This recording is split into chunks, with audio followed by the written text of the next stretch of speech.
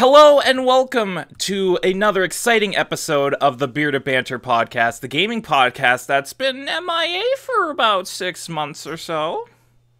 We lost it in Nam. Yeah, it was lost in the war. God rest his soul. We thought it was KIA, but turns out that he was just stuck in the wilderness for like a year. Turns out, plot twist, he joined the enemy side.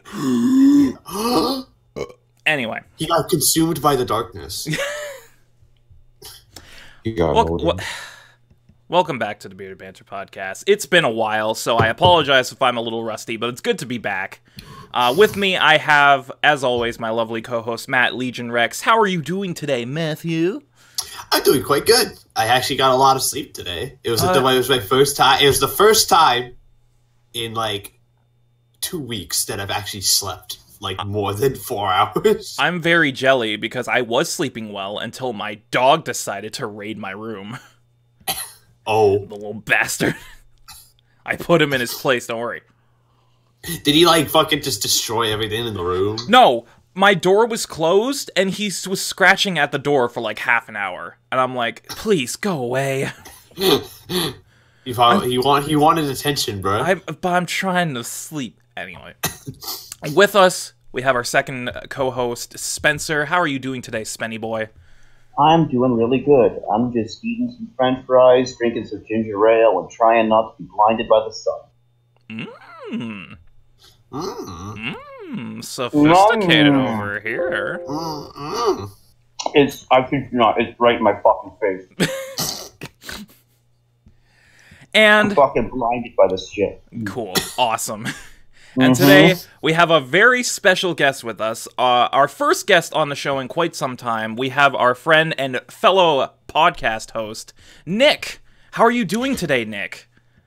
Hey, I'm Nick, better known as the Final Soul, and I am doing wonderfully. I just took a bite of my waffle while you guys were introducing yourselves. Oh very shit, slowly. He's got waffles.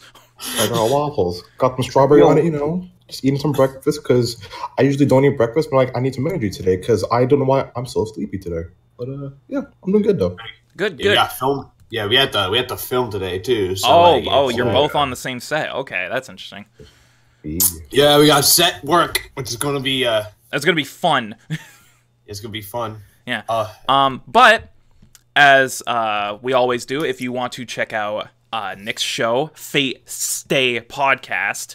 I don't know why I said stay. It's a slash. I'm very tired. Okay, it's like early in the morning still for us. Yeah. If you want to check out his show, I'll leave a link to his channel in the description. Go check him out. He talks about anime and other miscellaneous things. It's very good. But let's get started, boys, because we got a lot to talk about. So, this is the first podcast that we've done for Bearded Banter in a while, and we're disregarding our normal format for today because we're going to do a topic episode. We do these every so often when we have topics that we want to talk about. Today, we're going to be talking about something that is very infamous in the gaming community, and that is Kingdom Hearts, because Kingdom Hearts is a series that is near and dear to all of our hearts, and Kingdom Hearts 3 just came out just over a month ago, so we decided, why not talk about Kingdom Hearts? This is going to be fun, because we have 4 people here who are diehard Kingdom Hearts fans with varying opinions on all the different games. So, this is going, I guarantee you, this is going to turn into a bloodbath at least once. But we'll see how it goes. And yes, it is probably with the game you're thinking of. Yes. So let's get started. On these topic episodes, usually, first to start off, we go over a brief summary of the topic, this being Kingdom Hearts. If you don't know what it is, just to familiar yourself with it. Then we go over a brief history of the series by going over all of the different releases. And then afterwards, we will get into general opinions on the series from all 4 of us. And then we'll finish off with some personal experiences or memories that we all have with the Kingdom Hearts franchise, because Kingdom Hearts has been around for almost 20 years at this point. So I'm sure some of us have some nostalgic childhood memories that they want to reminisce about. God, I'm old. Dude, same. I've had back issues the last week. It's not fun. Shane had to get punched in the back. I got punched in the spine, and I got fucking lifted by a buff-ass dude. Shout out to Alex if he's watching. I was the one who punched you in the spine. Yeah, thank you for that. It actually kind of helped until it didn't. Yeah. And then, well, I mean, didn't fully punch you. That is true. But anyway, let's get started. So, Kingdom Hearts is a beast of a series to talk about. For those of you who are unaware, Kingdom Hearts is a series of action RPG games developed by Square Enix and directed by Tetsuya Nomura. Kingdom Hearts was made famous for its, at the time, very ambitious crossover of Disney properties with Final Fantasy. And every time someone talks about Kingdom Hearts, they always say, Disney and Final Fantasy on paper sounds fucking stupid. But in execution, it turned out really fucking well. And Kingdom Hearts quickly became a global phenomenon, selling millions of units, tons of sequels, spin-offs, manga adaptations, orchestrations.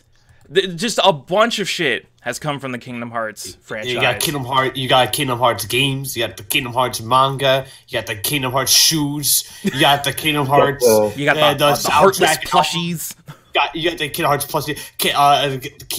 You got the Kingdom Hearts heart. You got the World Orchestra that goes around and plays Kingdom Hearts music. Don't forget the amusement park. Oh yeah, the amusement park attraction. Yep, there's attractions. It's Disney, so it's now if it's not a theme park attraction, it's not a Disney property. Yeah, it's not profitable.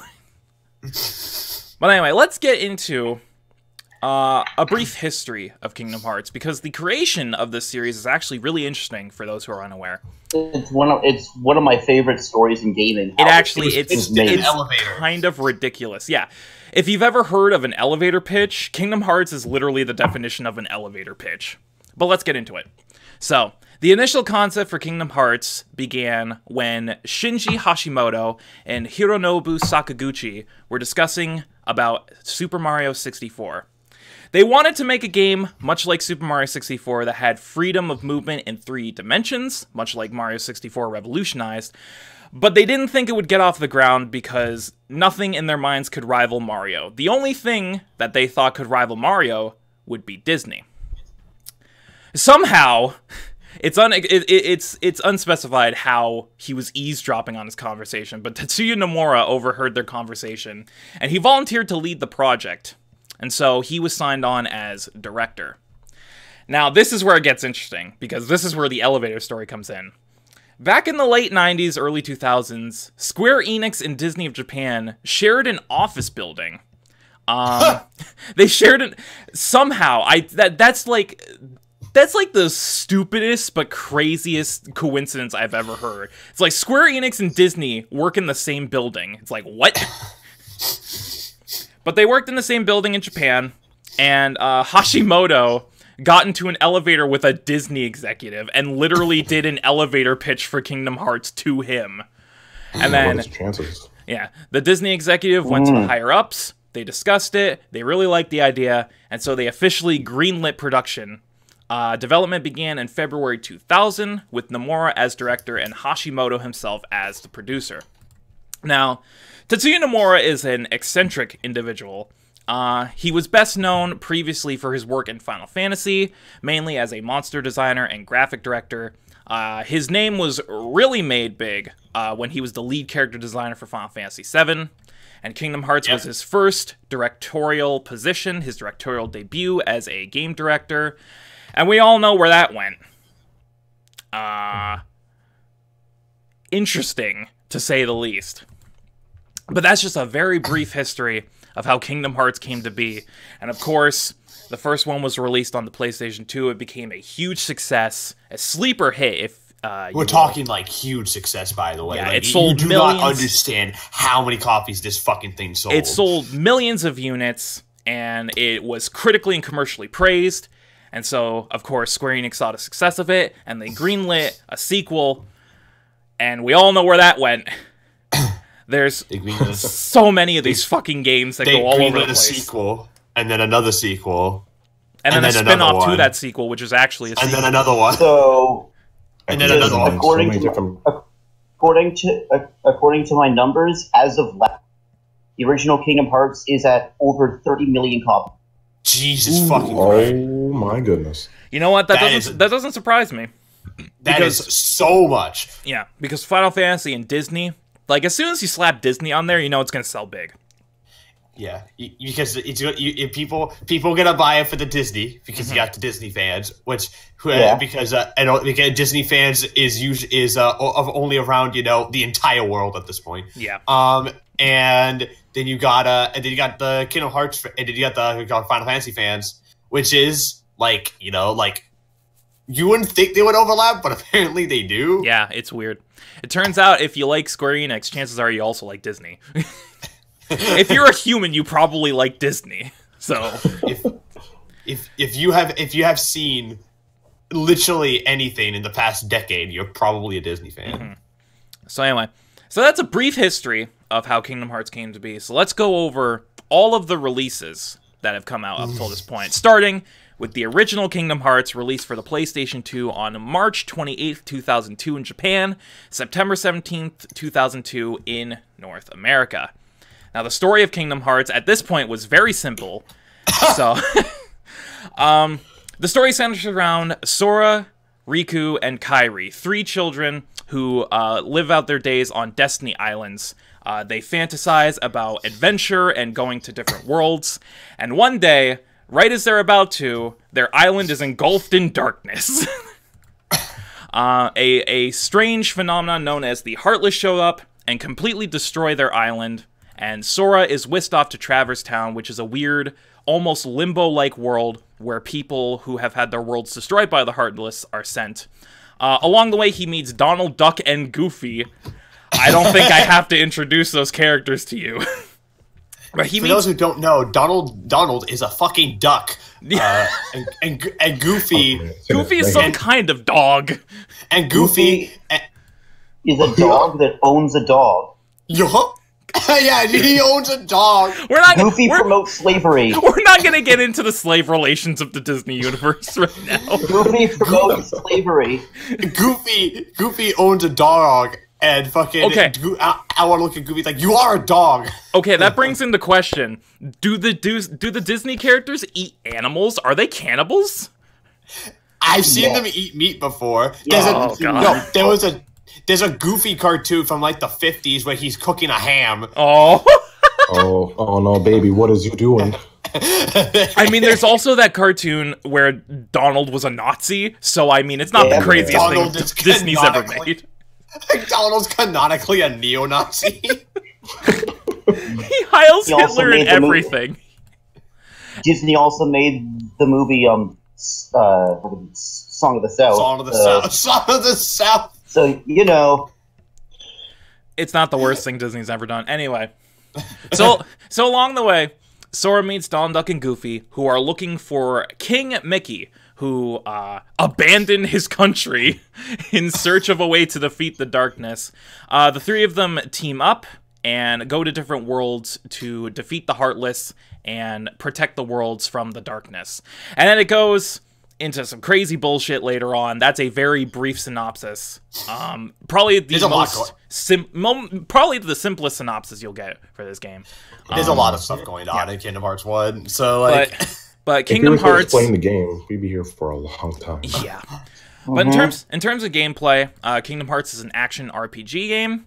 It is mostly focused on physical combat with some RPG elements thrown in, such as experience, leveling. There are some different offensive, defensive capabilities that you have, such as magic, summons, all these different things.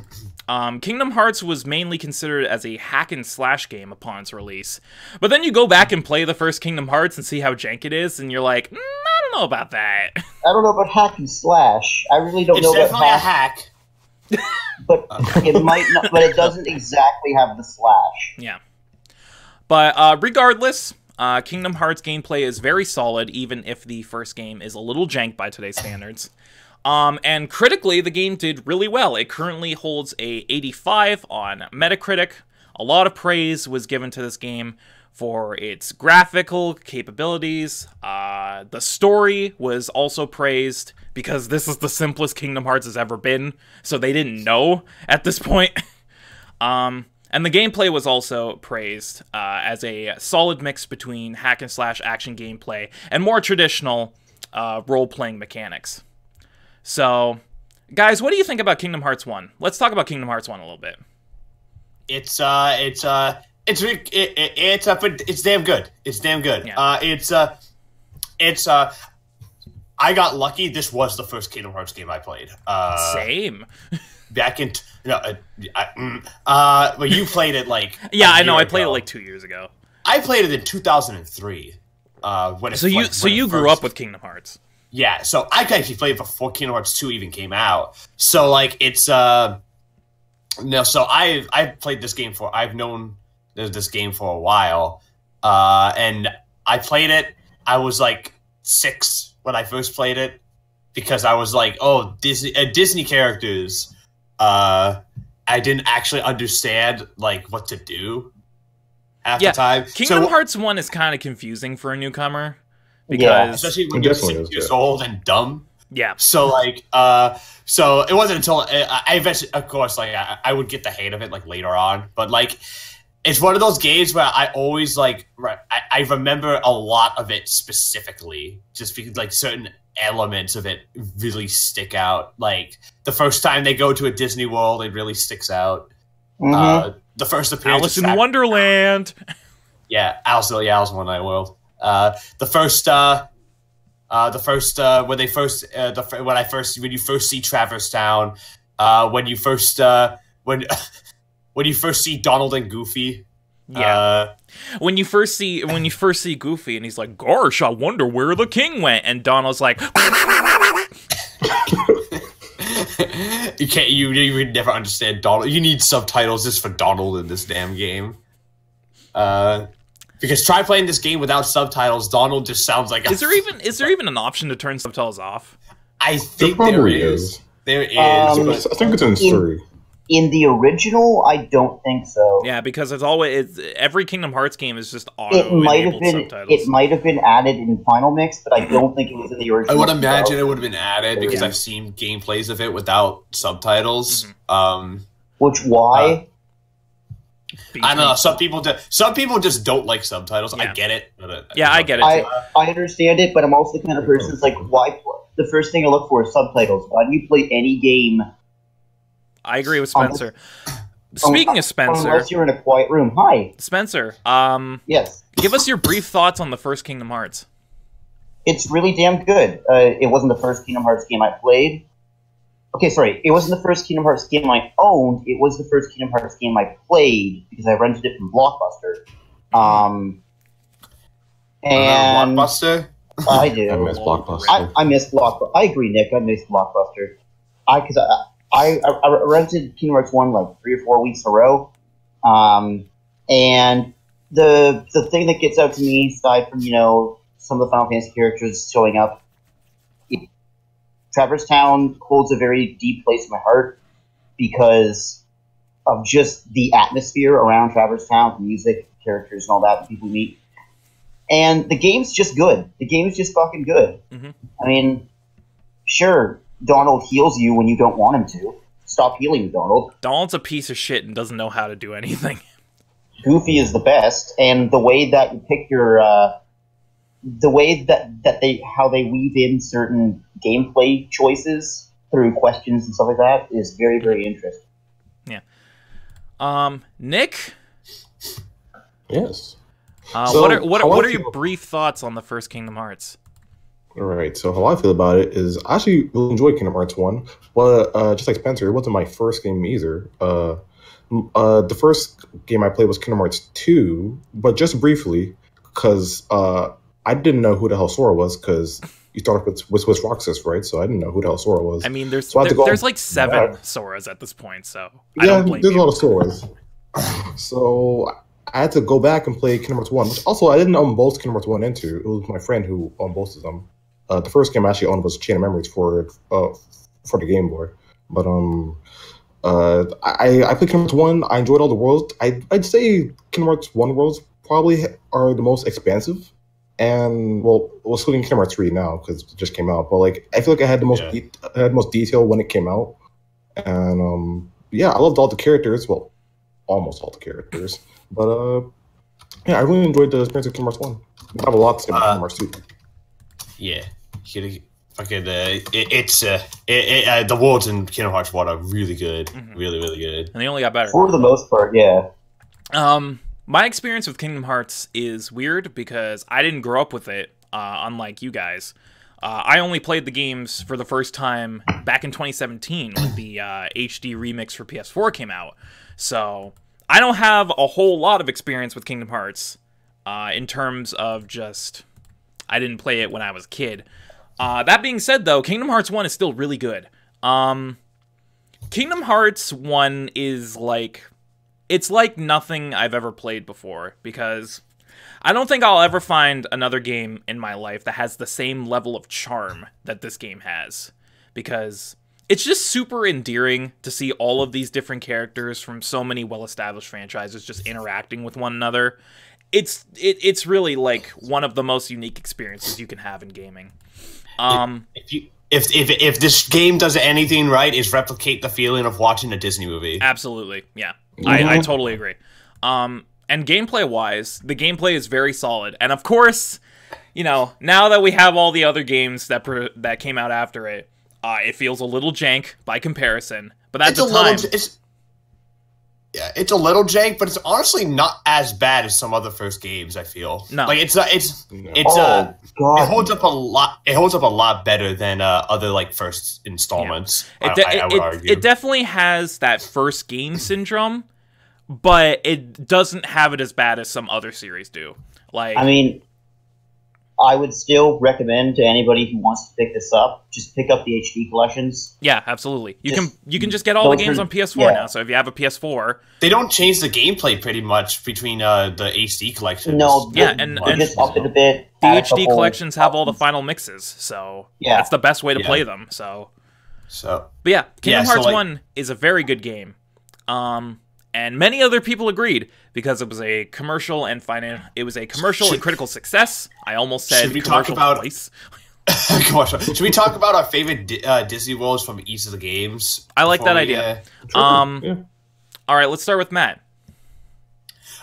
Kingdom Hearts 1's worlds are pretty great, but my favorite, if you know me, I know if you know me, my favorite's Halloween Town.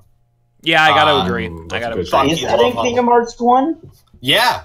I thought that was only Kingdom Hearts 2. It's in both, dude. Both. Oh, okay. I forgot about that. And Halloween Town from Kingdom Hearts 1 is absolutely fantastic.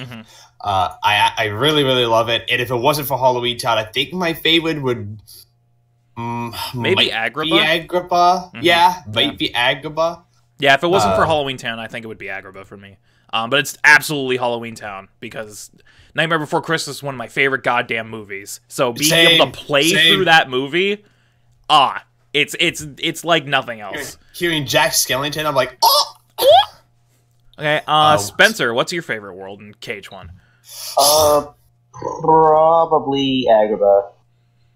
Yeah, Agrabah's pretty great. Yeah, Nick? Like Disney World, yeah, Agrabah.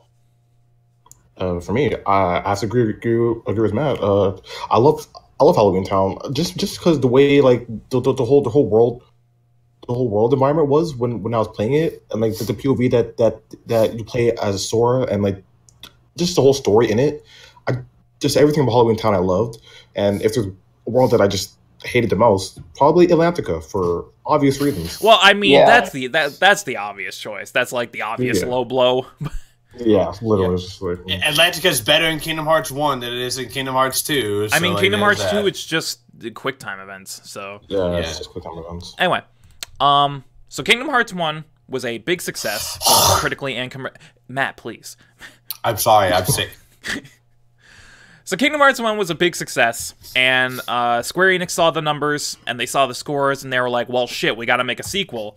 But Tetsuya Nomura, being the crazy bastard that he is, decided to make a sequel that wasn't a sequel? Let's talk about Chain of Memories. All right, so what's fascinating about Kingdom Hearts from a perspective is that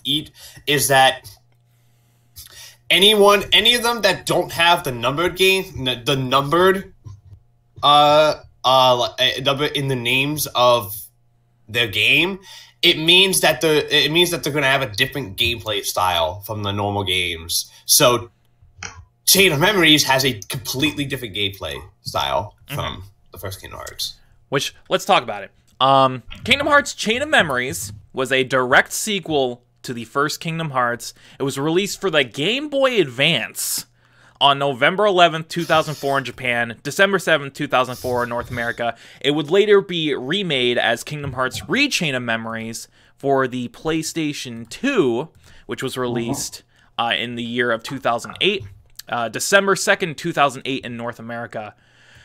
Chain of Memories is an interesting one because, first off, it was for the GBA. It was a handheld game. Coming right off of the first game, going straight to a handheld for the sequel is a little weird, to say the least. But that's not the weirdest thing about this game.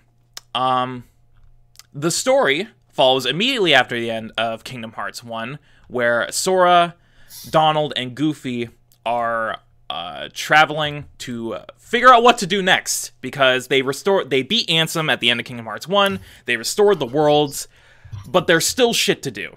And their path leads them to Castle Oblivion, which is this weird castle somewhere in the realm of darkness, which erases your memories. It slowly erases your memories the further you get into the castle.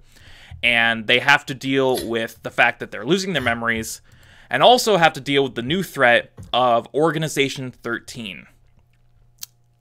Again, Chain of Memories is weird. It's most weird in the gameplay because it is completely different from the first game. Whereas Kingdom Hearts 1 was an action RPG with some platforming elements, Chain of Memories is a card battle game. And anyone who plays card battle games knows what those are all about. I fucking hate them. So, just putting that out there right now. I can't fucking stand card games.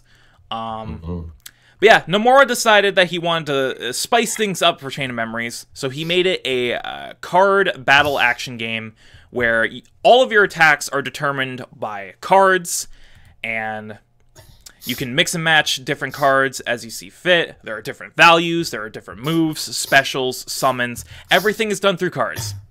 And honestly, that is kind of the detriment to this fucking game, because, in my opinion, it doesn't fucking work. Well, this game sucks. Yeah, this game fucking sucks. Put that out getting the opinions out there early. This game fucking sucks. Yeah, this is easily, in terms of just pure gameplay, this is easily the weakest game in the series, by a long shot. And I play a lot of games like this, like Hearthstone, Yu-Gi-Oh, shit like that. I know a good card game when I see one. Nomura, what the fuck are you doing? This ain't a card. This is not a good card game. Yeah, this game sucks. Okay, let's talk about how it was received before we tear it apart. Because it was received pretty well. It received positive ratings from most critics. However, the card-based battle system received mixed reviews. People called it unwieldy, unengaging, too easy to break is the biggest criticism, and I completely agree because this game is incredibly easy to break. But critics also praised the story and presentation. So it received pretty positive reviews. It currently stands at a 76 on Metacritic. I don't know what the fuck they were smoking. Did they even play the fucking game? Probably story-based. That's probably what happened. Let's get into it. I'm gonna start. I'm just gonna let off some steam right off the bat. I fucking hate this game.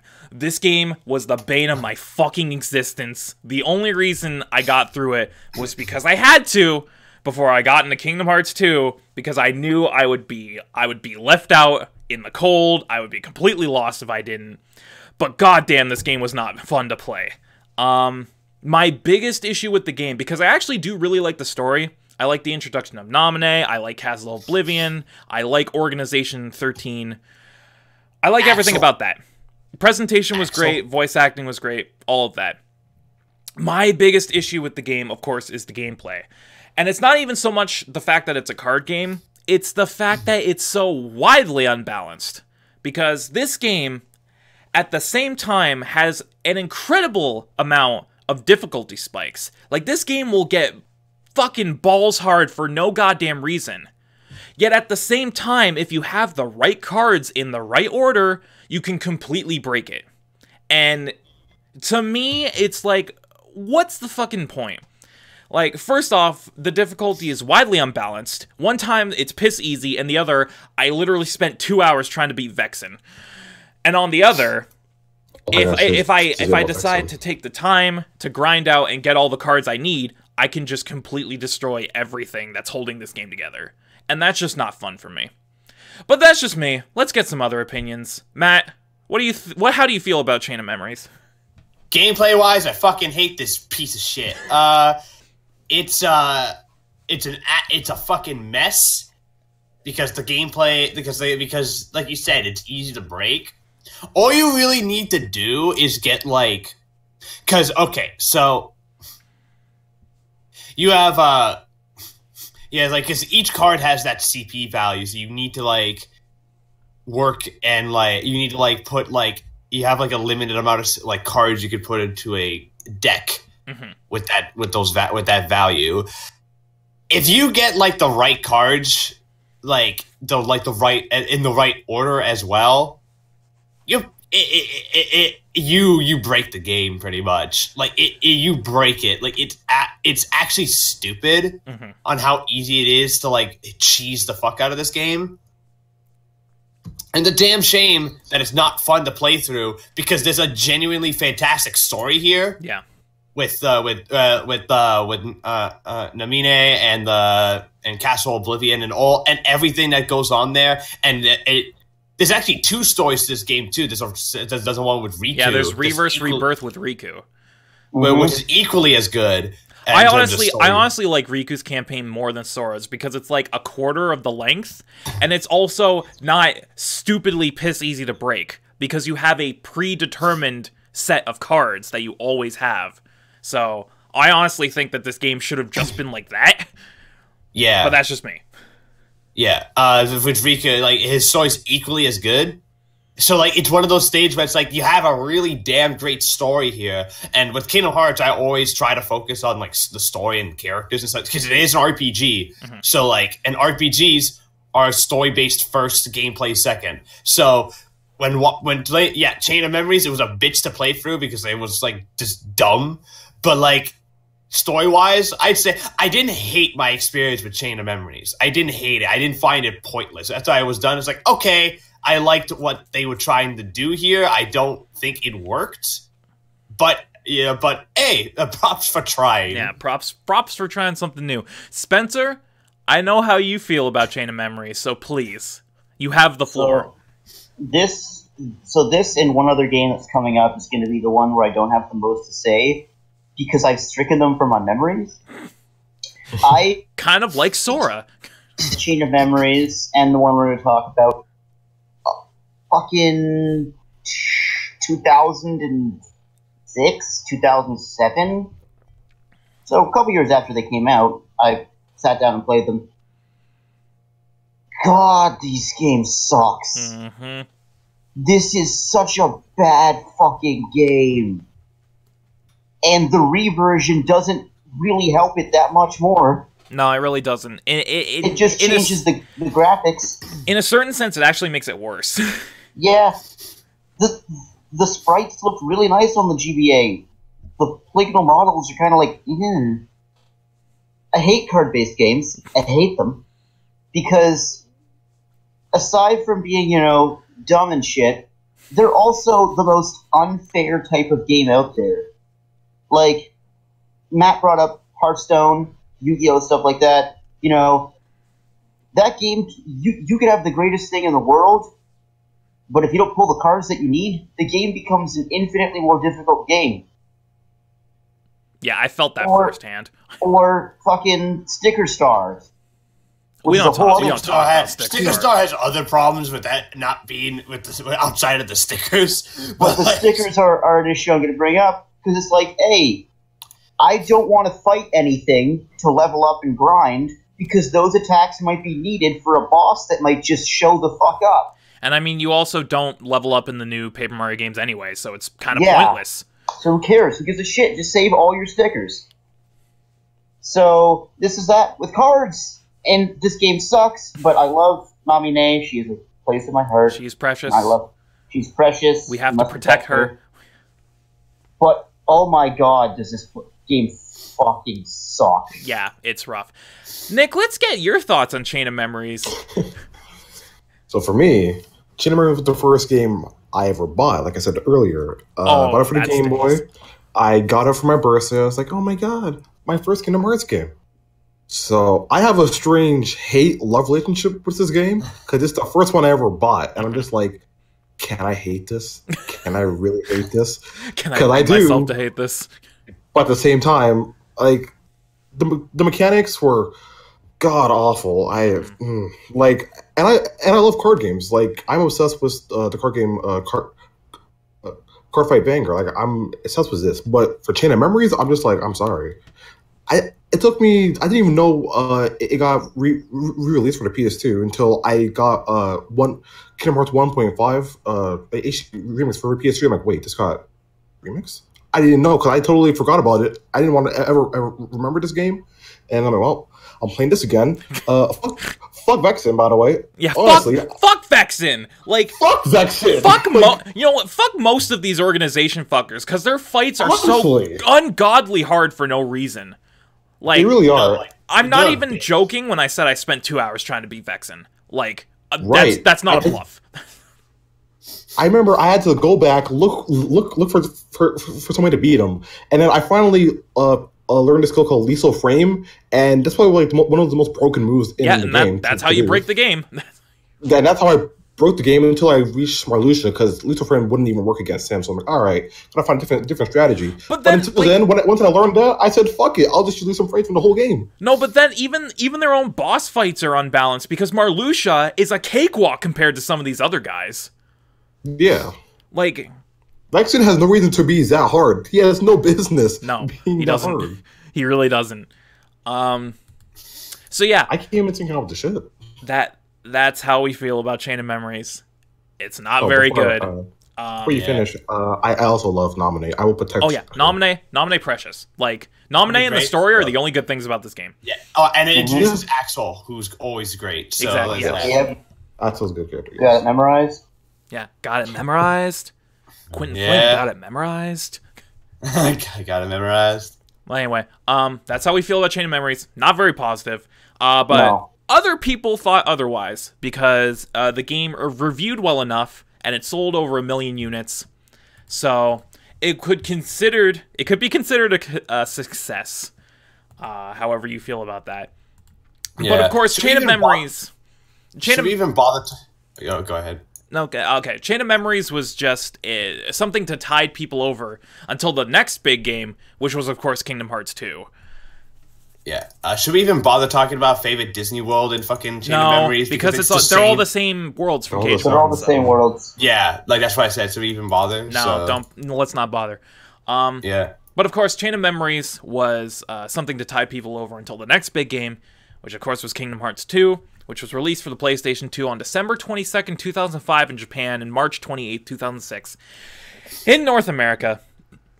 And Kingdom Hearts 2 is a very interesting one because I'm just going to put this out there. It's my favorite game in the series, and I'm sure a lot of people would agree. It's mine as well. But the way it went about things is very interesting. This is where a lot of people would say Kingdom Hearts starts to get really stupid. Especially with its story, because the story picks up 1 year after the events of Chain of Memories, after Sora was put into the pod by Naminé to reconstruct his memories. The game picks up in Twilight Town with a character named I'm an idiot. I'm very tired. Axel! A character named Roxas, who we have not met before. who is a boy who lives in Twilight Town and goes about his days with his friends, Hayner, Pence, and Olette. The beginning of the game, the prologue, is basically the first 3 hours of the game where you follow Roxas and his friends in Twilight Town as they go about the last days of summer vacation. But there's some weird things afoot, such as glitches, these weird white creatures, Axel, like things are just fucked. Roxas eventually finds out that he is in a simulation of Twilight Town, and he was put there by Ansem and a man named Diz. He also learns that he is a part of Sora, and they need him in order to fully reconstruct his memories. Of course, he goes out swinging, but it doesn't work out for him in the end, and he completely fuses back with Sora. Sora is then revived with all of his memories, and he learns that the Heartless are still afoot. The Heartless are still running amok in various different worlds. But now, on top of the Heartless, Sora, Donald, and Goofy also have to deal with the new threat of the Nobodies, which are these weird, husk-like creatures which are formed from the body of people who have been turned into Heartless. And, of course, the new threat of Organization 13, which, canonically, this is the first time Sora's met Organization 13, technically. Technically. So he forgot that he fought them. Yeah.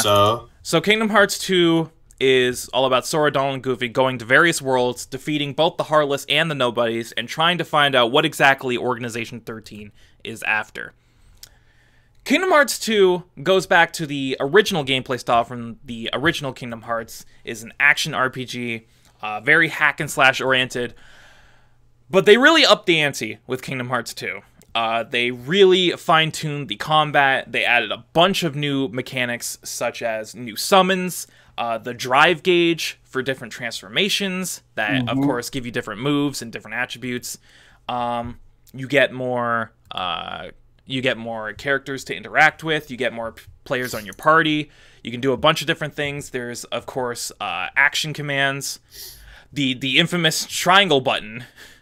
Where you can press triangle at certain points to do specific moves. Just the entire game was revamped, revitalized, keeping the same core gameplay style of the original game, but of course, updating it in every possible way. And this game really resonated with people. It did very well commercially and critically. It currently has the highest score of any Kingdom Hearts game at an 87 on Metacritic. It received critical acclaim upon its release. It received numerous awards throughout the year 2006. A lot of people praised the voice acting and the graphics. At that point, it was considered Square's best production to date. They praised the new gameplay system. Of course, being a revitalized version of the first game.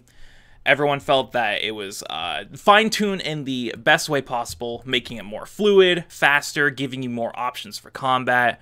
That also received a few mixed reviews, because a lot of people thought that the new combat system made it too easy, and that the game didn't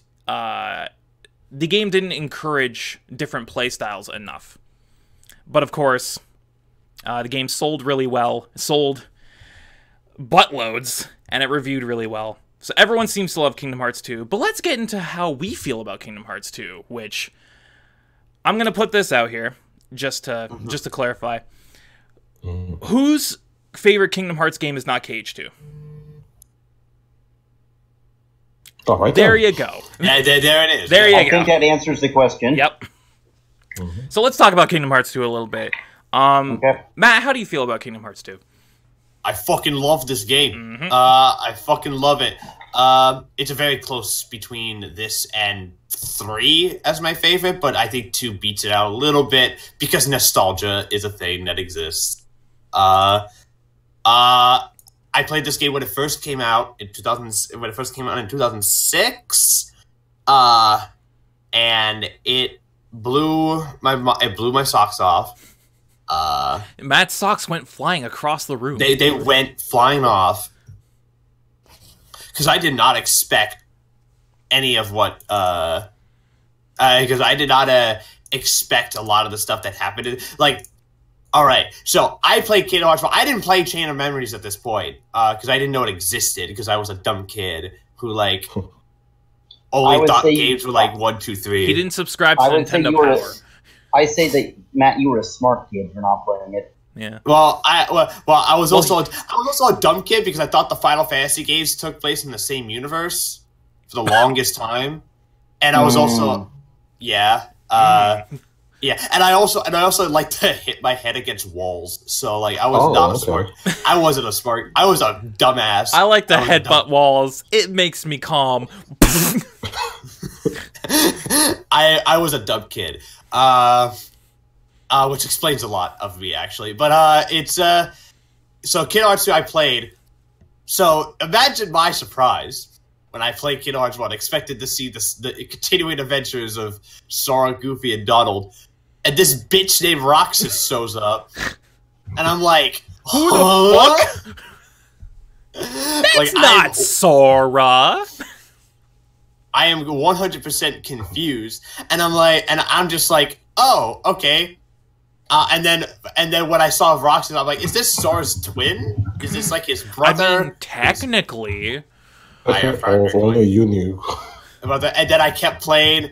And then Roxas, and then I see Sora in the tube, and I'm like, what the fuck is happening? And so at that point, as a kid, I got mad, and I turned off the game, and I didn't play it for another year. Ouch. And then I actually played it, and then I liked it. So there's that. Kingdom Hearts 2 is great. I think one of my favorite things about it is how refined the gameplay is compared to to 1. It's pretty much just gameplay. It's the gameplay from 1 with basically every improvement you can think of. It's more fluid. You can just fly around, bop around, kind of like, explore however this game you wish. blew my fucking mind when I played it. Like, coming right off of KH1, seeing how they improved everything about it. Like, Sora's doing flips and shit, and he's lightning, and he can transform by fusing with Donald and Goof. What? And it's pretty great. I absolutely loved the world, the fact that there's so many different types of worlds in this game. There's a lot, they doubled the amount of worlds from Kingdom Hearts 1, and they're all great. Well, for the most part, there's some shit. Atlantica, yeah. Outside of that, it's pretty. It's probably one of my favorites. Yeah, like just overall. Spencer, how do you feel about KH2? So, Kingdom Hearts 2 was the first Kingdom Hearts game I played. More specifically, once again, as I stated, I owned Kingdom Hearts 2. I played Kingdom Hearts 2 in 2005 when it came out. Mm-hmm. And I hadn't played Chain of Memories either at that moment. It would be another couple years before I did. And I remember starting it up and hearing the KH2 version of Dearly Beloved. And my 8-year-old child soul knew that this was a game that I was going to love, in a series I was going to love. And everything about this game works. I mean, okay, everything except for a couple of worlds and Shadow Roxas works. Because the Shadow form is the worst form in the game. Well, even then it's manageable. Like, I think Shadow form in KH3 is way worse. Well, that's saying something then, because KH2 is... KH2 Shadow form is a bitch, but it's manageable. I also found it manageable KH. I've never had an issue personally with the. Listen, I just hated it. Okay, because I'm like, I just want to be in fucking wisdom form, and then the darkness inside of Sora gets loose. Because I was a kid that liked magic and range, so I used magic in wisdom form. I switched between wisdom and valor. Okay. Where's the love for wisdom? Not wisdom, for master form. Where's the love? Mm-hmm. Master form barely showed up for me. Master form is the best form outside of final form. Oh yeah. And then seeing all these crazy people, aka Organization 13, These crazy fucks. these crazy fuckers, I was like, and then Ballad of the Keyblade, of the Keyblade Masters plays when fucking Sora. Oh, spoiler alert! This is gonna be full spoilers. For the story. So if you don't know the story of Kingdom Hearts and you don't want spoilers, play the games. I Play mean, the like, games or turn this the game off. is old. Yeah. Yeah, the game's old, but we know firsthand that. Once we get to Kingdom Hearts 3, I'd say then give a spoiler warning, Yeah. just because the game's so recent. But, like, it's... Right now, when fucking Roxas and Sora are fighting, and that piano ballad starts playing... Yeah, when they're in Dive to the Heart. I felt that. Death or Promise is just... And it has outstanding worlds, and to this day, it is one of my probably top 10 favorite games I've ever played. I mean, I can't argue. Nick, how do you feel about KH2? So I feel about KH2. KH2 was the very first Kingdom Hearts game and what I got introduced to into the Kingdom Hearts series. Because I went to my friend's house and he was like, hey, you want to try out this cool game? It has Final Fantasy characters and Disney characters. And me, liking Disney, said, okay, sure, why not? I'll play it out. And then I played as Roxas, we played the three tutorial. And then I see this guy in a pod. I'm like, who's this guy? I'm like, who the fuck is Sora? Who the fuck is this dude? I was like, okay. Is this? And then when I'm playing a Sora now, I'm like, okay, but where's Roxas though? I'm like, I guess I'm probably gonna play as Roxas later. Oh, my sweet young mind. Naive, dude. So young. I 100% agree. I was like, who the what? What? No, I want to play as the other guy. Right? Let me play as the other guy. But yes, for the worlds, I love all the worlds, almost all the worlds. Almost all the worlds. But the characters, I don't think there's any character I hate. Like even for fighting them as boss fights, I guess the infamous Demix fight. That I still love Demix because he's just a funny dude as well.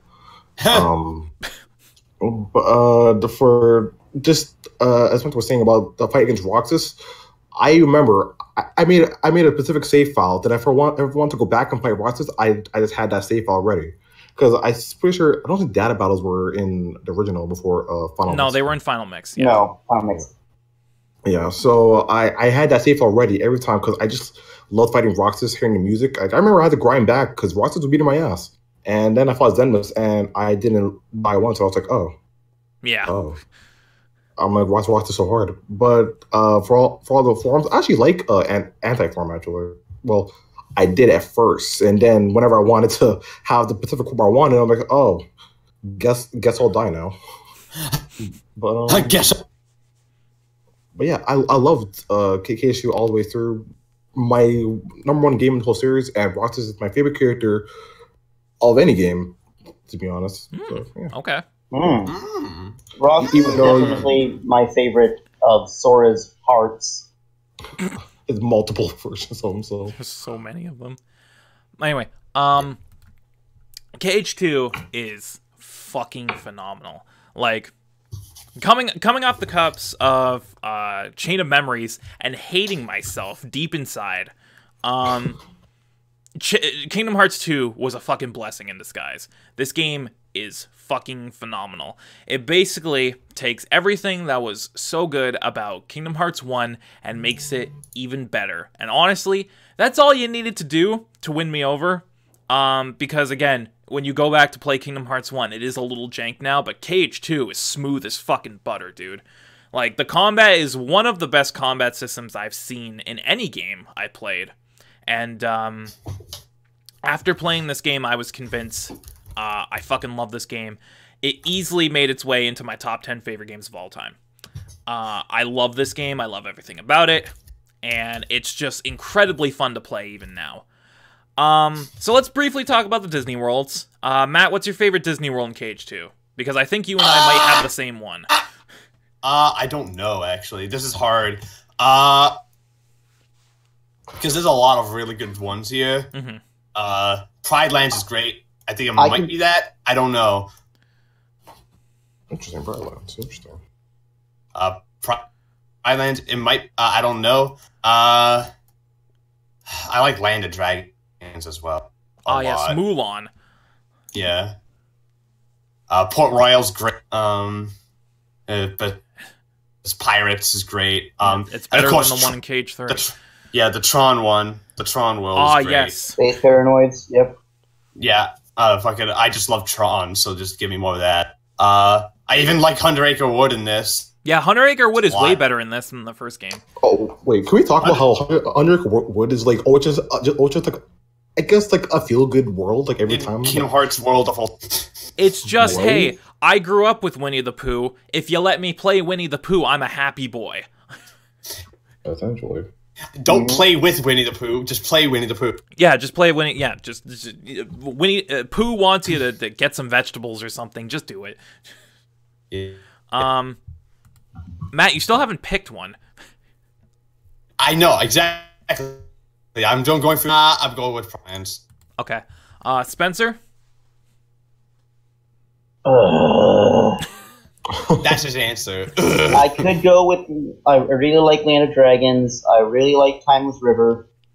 Oh God, Timeless River. That's right. Yeah, Nobody mentioned Timeless River. I forgot Timeless River existed. Timeless River is. I obviously I adore Port Royale, Halloween Town. Oh no, it's Christmas Town now. Well, it's both now. It is Space Paranoids. I mean, fuck, dude. Fuck me. I'm gonna have to go with Timeless River. You know what? I think I have to agree with Spencer because Timeless River is like the most unique world Kingdom Hearts has ever had.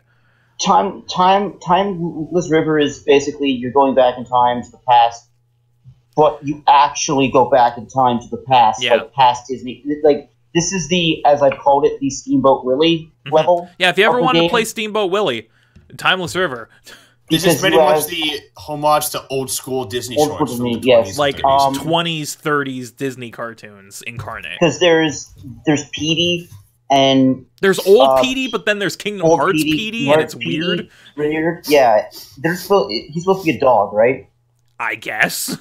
I think, right, Matt? Supposed to be a dog. I think so. Yeah. Yeah. Yeah, but just having that that old 1920s Disney music with it, and the art style being like that really nice washed out kind of like yellow, and I'm just like, give me more of this.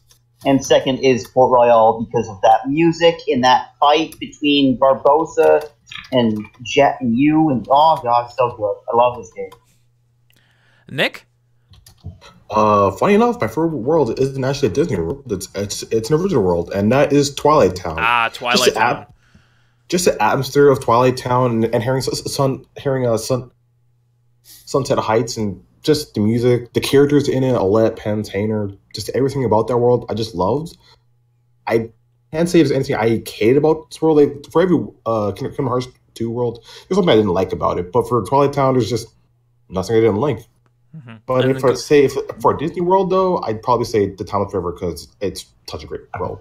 Timeless River is probably the most creative Kingdom Hearts has been with its world design. Yeah. But needless to say, Kingdom Hearts 2 was a massive success. Everyone loved it. It left people wanting more. Whether or not they got what they wanted, I mean... This is where the bullshit comes in. This is where the bullshit comes in. Specifically, the one bullshit that I know everyone is going to rip into. Because it did technically come out after Kingdom Hearts 2 and before 358. Let's talk about Coded. Let's talk about Coded. I don't want to do this. I don't want to do this. Get me out. No. Let's talk about Coded. Get me out. Because Coded is the weirdest fucking game. So what's the point of this game? There's no point, but let's get into it.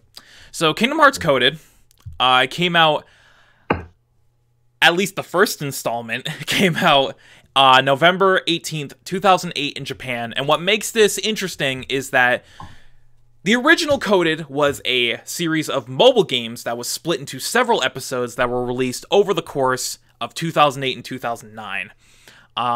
There were 8 episodes and a pre-install episode, so technically 9 episodes, that released from November 18th, 2008 to January 28th, 2010 in Japan, was only available on Japanese mobile phones. It was eventually remade. It was given the Chain of Memories treatment for the Nintendo DS, titled Kingdom Hearts Recoded, released on October 7th, 2010 in Japan, and January 11th, 2011 in North America. Now, the story of this game is fucking pointless, but I'm gonna briefly summarize it.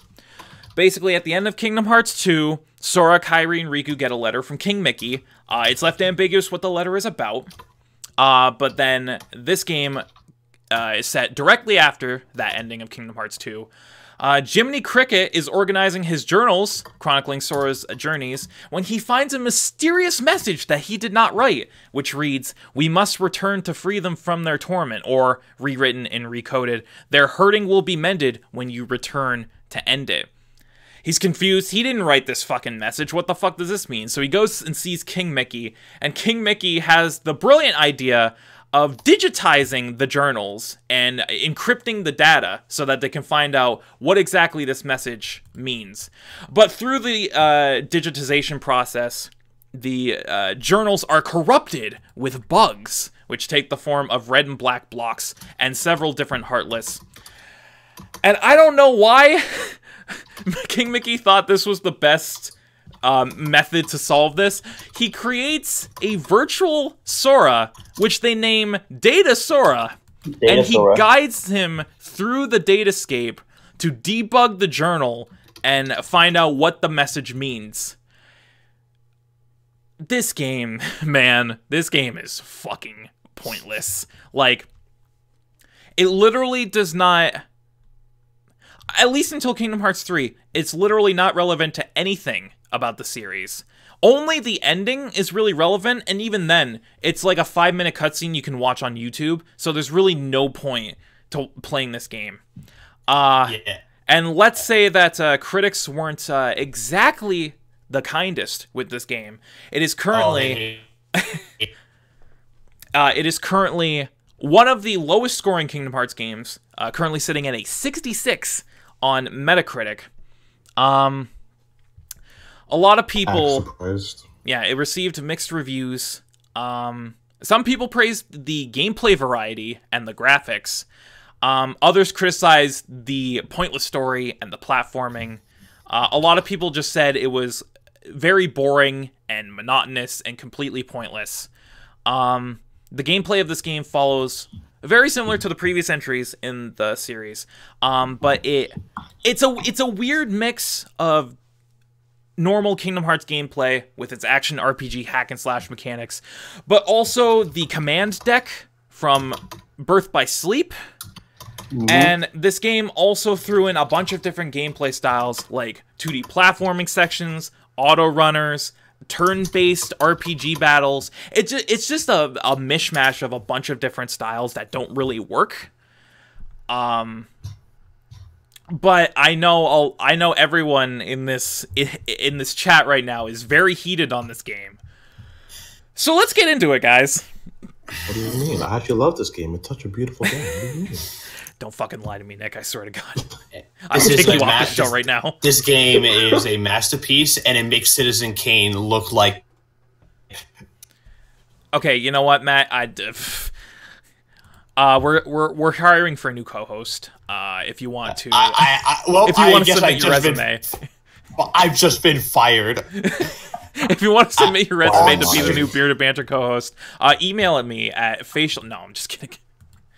But anyway, who wants to start the shit show? Because everyone's going to start because this is my least favorite fucking game. This is at least my big issue with this. Is that at least with Chain of Memories had a good story to carry it forward. Coded has no point to exist. It's mostly filler. It is absolutely filler. Yeah, it is, and it's the only thing that could make people want to play it is the fact that it's got like some. It's like, oh, the gameplay is kind of good. and it is. But like it's too puzzle based, and it's the problem. It's like it has this weird kind of like focus on like the bug box and the data worlds and like the glitches and stuff, and it's just it's really odd. The stat matrix is like basically just the sphere grid from Final Fantasy X, and it doesn't end. Just like the sphere grid from Final Fantasy X, it's needlessly complicated and confusing. The game's just it feels like the kind of game in the series that like it was made to get like some money for the next big project in the series. To be honest, it feels like we're like, okay, we need some money. Let's make a mobile game and then a remake of the mobile game because people will buy that, and they did, so it worked. But you know, it's still stupid. That's my thoughts. I don't know. Spencer, I know you want to. I know you want to tear into this, so go right ahead. Recoded is my least favorite Kingdom Hearts game. You know what? No, actually, I'm going to go on record right now, and you can quote me on this. Kingdom Hearts Recoded is my top 5 worst games I've ever played. Okay. Little far on that. No. It is, of the games I've played, Matthew, I have despised it that much. Oh. I do not like that we can't... we are all talking about Recoded because we in the West, and even in Europe, had no way to play the original Coded because it was a Japanese mobile game. And Squeenix thought it would be a good idea to port the mobile game to a DS cart, send it over to the West, and have it be something that... Oh my god. I think Spencer's brain is shutting off trying to explain his hatred for this game. Not only does this have less worlds than the original game when it's supposed to be a data version of the original game, but there's also Data Dark Riku. And I'm just like, fucking, why? No, you forgot. There's Data Riku and then Data Dark Riku. Because there's Repliku in there, who is Data. But then there's a different Data Riku who is on the good side. Yes. So, like... And why is Jiminy Cricket doing this?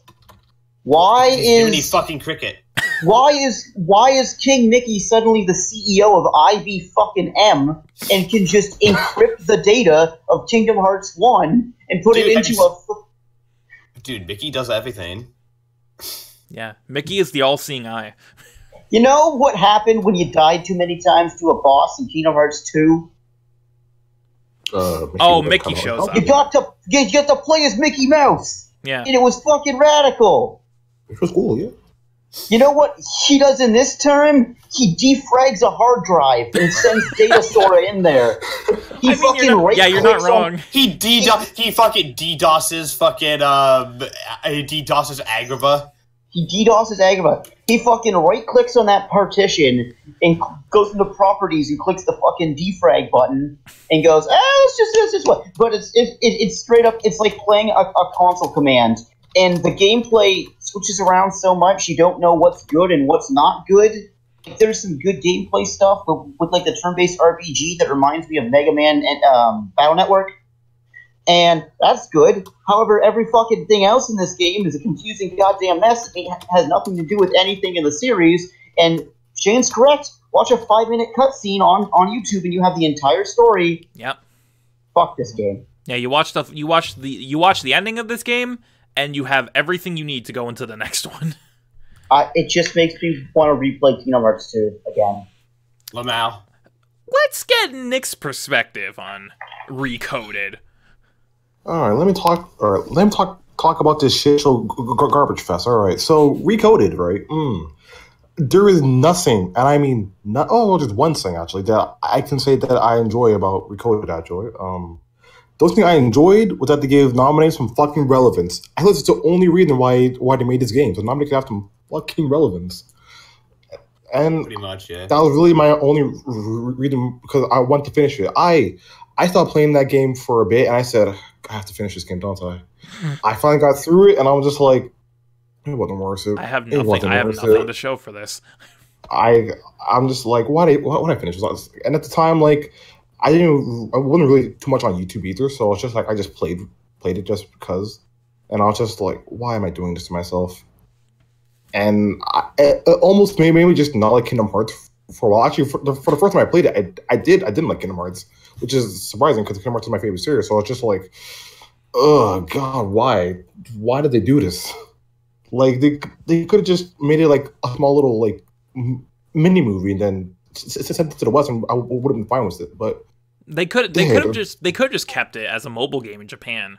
Like I don't think anyone would have really complained if it hadn't come over. Who in the West was screaming for this?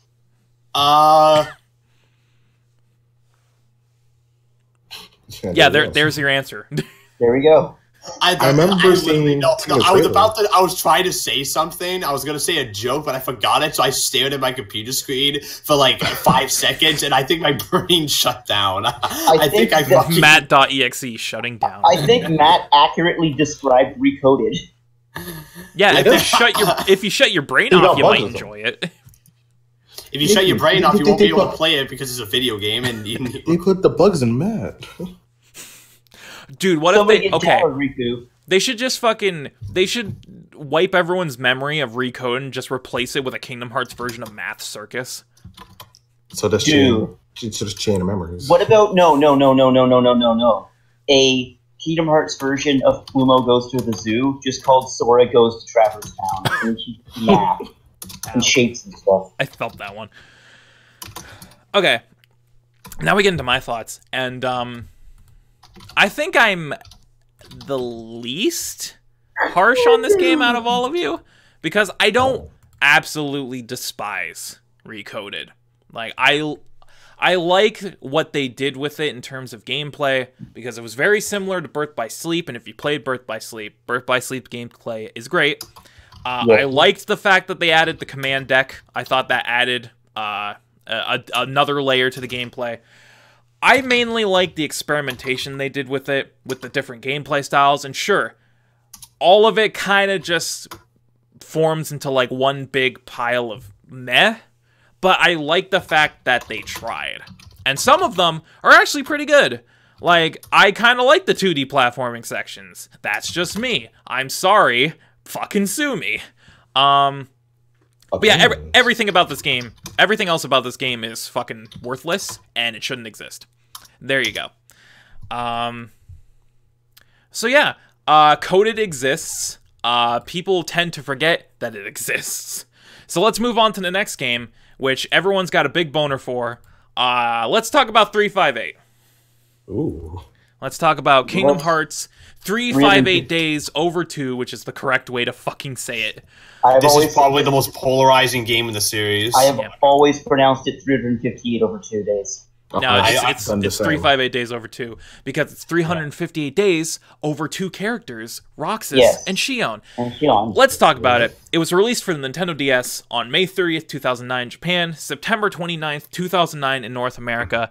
The story is this weird in-between story. It takes place during the events of Chain of Memories leading into KH2. And the story is told from the perspective of Roxas, where we find out that he was once a member of Organization 13, which all of a sudden, if you played KH2, the interactions between Roxas and Axel make perfect sense now. Yeah, this game does a lot. This game does a lot to expand on that prologue from Kingdom Hearts 2. It does a lot of plot points. Yeah. So basically, the story follows Roxas and his daily life in Organization 13 as he forms relationships with his fellow organization member Axel, and it also introduces the 14th member of Organization 13, Xion, who also becomes friends with Roxas and Axel. Gameplay-wise, very similar to the previous games, action RPG, hack and slash style. Nothing has really changed. The big thing about 358 that was different from the other games is that it is mission-based. Because, of course, it follows Roxas' daily life in the organization. He gets different missions from them to go to different worlds and deal with different things. So all of the entire game is structured through a mission structure, where you get missions from the higher-ups in the organization. You go to different Disney worlds. You do the missions with one of your fellow organization members. Rinse and repeat until the game is finished. And reception for this game was very positive. It currently holds a 75 on Metacritic. It was heavily praised by many reviewers, some going as far as calling it the best game on the DS at the time, which is very high praise. Yeah, honestly, for 2009, it actually was. That's not an inaccurate statement. Actually, that's not an inaccurate statement. That was 10 years ago. That was 10 years ago. We're fucking old, Nick. We're fucking old as shit. We're fucking old. But in terms of reception, it was very well received. Critics praised the gameplay, just being, more Kingdom Hearts gameplay. Particularly, many critics praised the story, which a lot of people liked the fact that it dived more into Roxas' backstory and fleshed him out along with the organization. But let's get into what we think about the game, because this is going to be everyone dunking on me specifically. So you guys get your shit out of the way first, and then I'll make my claim. But Matt, how do you feel about Kingdom Hearts 358 Days Over 2? I love it. I think it's exactly what the I think one of the best thing that 358/2 days. I don't know what the fuck it's called. The best thing it did was it makes me give a shit about Organization 13, who beforehand were kind of like this faceless organization they're basically mooks. They were basically just mooks there for Xehanort and just a bunch of other stuff. Here, they fleshed them out so much that honestly, I think a lot of them are more interesting than the main protagonists of the main games. Particularly the friendship between our three main characters here. This game pretty much takes a lot of risks when it comes to like how it wants to tell its story. Like compared to other Kingdom Hearts games, this game is not a happy game. It does not end very happy.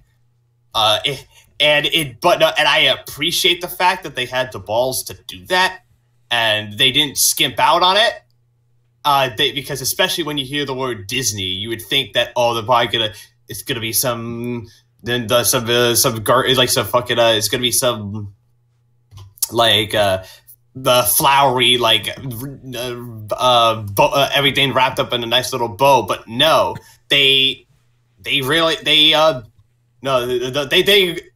you think it's going and it's going to do it, and it doesn't skimp out, and the story here is the real standout here, and I just love Xeon. I'm just saying that I think she's great. I think she's probably, I know a lot of people, your mileage may vary with her, but I love her. I think that she's great. I mean, Shion is a better Kairi, so. Yeah, fuck it. 100%. Shut your fucking mouth. I love Kairi. You know how I feel about Kairi. You know how I feel about. Fucking dude, you shut your mouth. But Xeon is great. They do a lot to really develop her, and I think that they really go out of their way to make her an interesting character. So yeah, it's one of my favorites in the series. Honestly, I think that it's just from a story perspective, and if story is king in RPGs, well, this might have my favorite story in the series. So, okay, Spencer, how do you feel about 358? I love 358 over 2 days. I actually, when I left, I went to go grab my fucking DS card that I have of it. The one I borrowed from you a while ago. Yes, the one you borrowed. Because I own 358 over 2. And I love 358 over 2 days.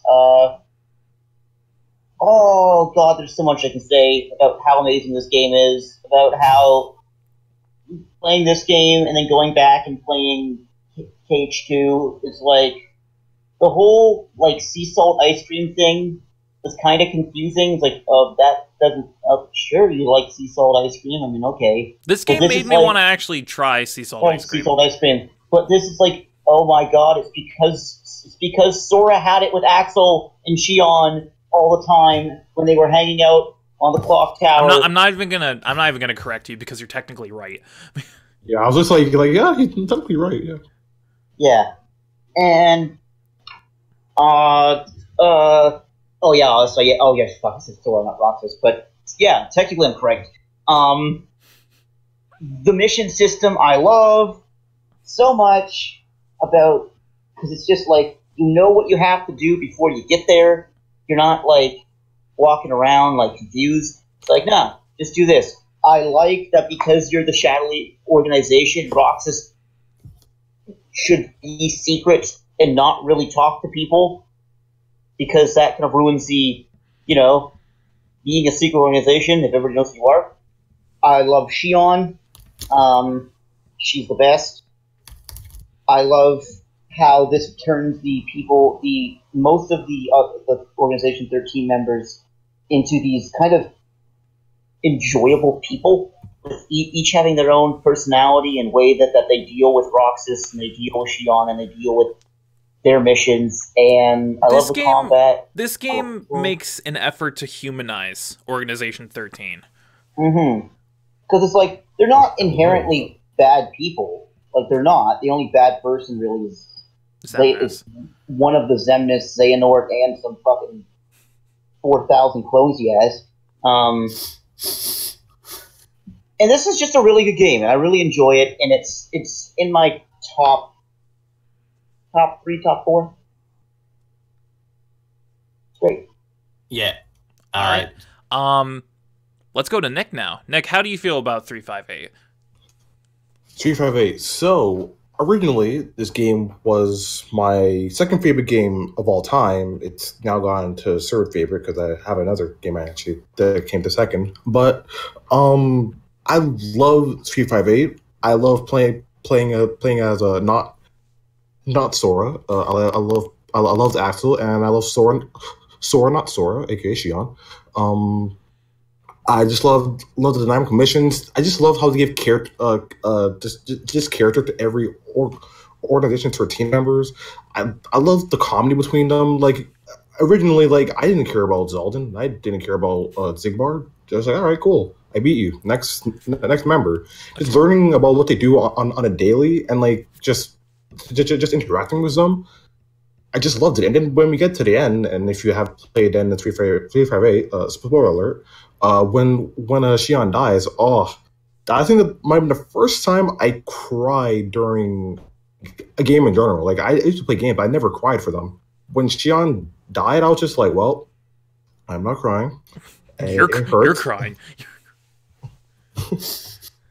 But just everything about this game, I just love. There's nothing I hate about it. If anything, there's just like a few like worlds are just like, the mission's kind of weird. But besides that, nothing I didn't like about it. I just love 358. I'm not gonna say the full name because I was a butcher it. So yeah. All right. Are you crying in the club? No. Because I'm going to get into what I feel about 358, and all of you aren't going to like it. I have a bad at the ready. Yeah, all of you aren't going to like it. I request, as the host of the show that you are currently on, let me state my claim first, and then you can dunk me however you see fit when I'm done. Cool? All right. Okay. Cool. I don't hate 358. Honestly, 358 has one of the best stories in the entire series. Like, I love how they expand upon Roxas' backstory. I love all of his interactions with Axel and Shion and the organization in general. I love what they did with the narrative. Everything they did with the organization, how they go about their business. I love that shit. Gameplay-wise, I can't really stand it. And mainly that has to do with the mission structure. Because I feel like in a game like Kingdom Hearts, a mission-based structure is really a detriment to it, because it gets really repetitive really quickly. Like, a lot of the missions you do are just one and the same. You just kind of do the same thing over and over again after a certain point. And the actual combat itself, while not terrible, is one of my least favorite in the series, because it reminds me a lot of KH1's combat, but just a lot more clunky. And I feel like that really is to do with the fact that it's a DS game. Of course, they couldn't really fine-tune it the way they wanted to because of the handheld. But yeah, the combat is clunky. It's kind of boring, to be completely honest. It gets really repetitive. I just don't like playing this game. In terms of the story, I will load up my fucking PS4 HD Remix collection and watch that 3.5-hour movie right the fuck now and love every second of it. But in terms of actually playing it as a game, not my cup of tea. There you go. Dunk on me however you see fit, boys. You stupid. That's my dunk. At some points, I can definitely agree with. I myself enjoy the mission part, so that's, I guess, the one thing that we also agree on. But at some points I do agree with. So no, I like it. You like the story, that's whatever. I personally like the mission a lot, and I found that you're technically correct. Like, yes, I understand it is a DS game, and the controls are a bit wonky to get used to. But aside from that, no, you're right. I'd argue that the mission structure of the game is purposely repetitive to replicate the feeling of being in Organization 13 and doing the mundane tasks. You know what? I'd argue it's a agree there. Story choice. I agree there, Matt, but in terms of an actual game, it's not fun to play. Like, making it purposely repetitive is really creative in terms of a storytelling method, but in terms of actually playing the game and making it purposely repetitive in that sense, nuh-uh, that don't fly with me. I agree with you, though. I agree that was probably intentional, but I still don't think that makes it better because of it. Yeah, because once the plot kicks into high gear in the last third, the mission structure disappears. So like it's one of those. And of course the final fight in the game is fucking incredible. I'm not gonna lie. I'll agree there. So it's definitely. So yeah, I just love what they did with this. I love what they did with this game, and it's a damn shame that it's a damn shame that I can't pick it up anymore because I lost my card, and that sucks. Oh, that's unfortunate. Yeah, it's one of the couple DS games that were lost to wherever the fuck they went. That's what I call them. Lost to time. Lost to time a lot with my Pokemon Pearl, which had like 500 hours into it. Ouchie. Yeah, that's a big yikes. But other than that, I think it's time we move on. What were you going to say? Something, Matthew? All right, I was just mentioning Worlds, if we bring that up. I mean, again, most of them are the same from previous games. Yeah, again, this is really just reusing Worlds from previous games, so I don't think we really have to mention the favorites. So let's move on. So 358 did very well. A lot of people liked it, especially what they did with the story. Nomura, though, decided, hey, how about instead of doing Kingdom Hearts 3 like everyone wants us to do, let's do a prequel. Yeah.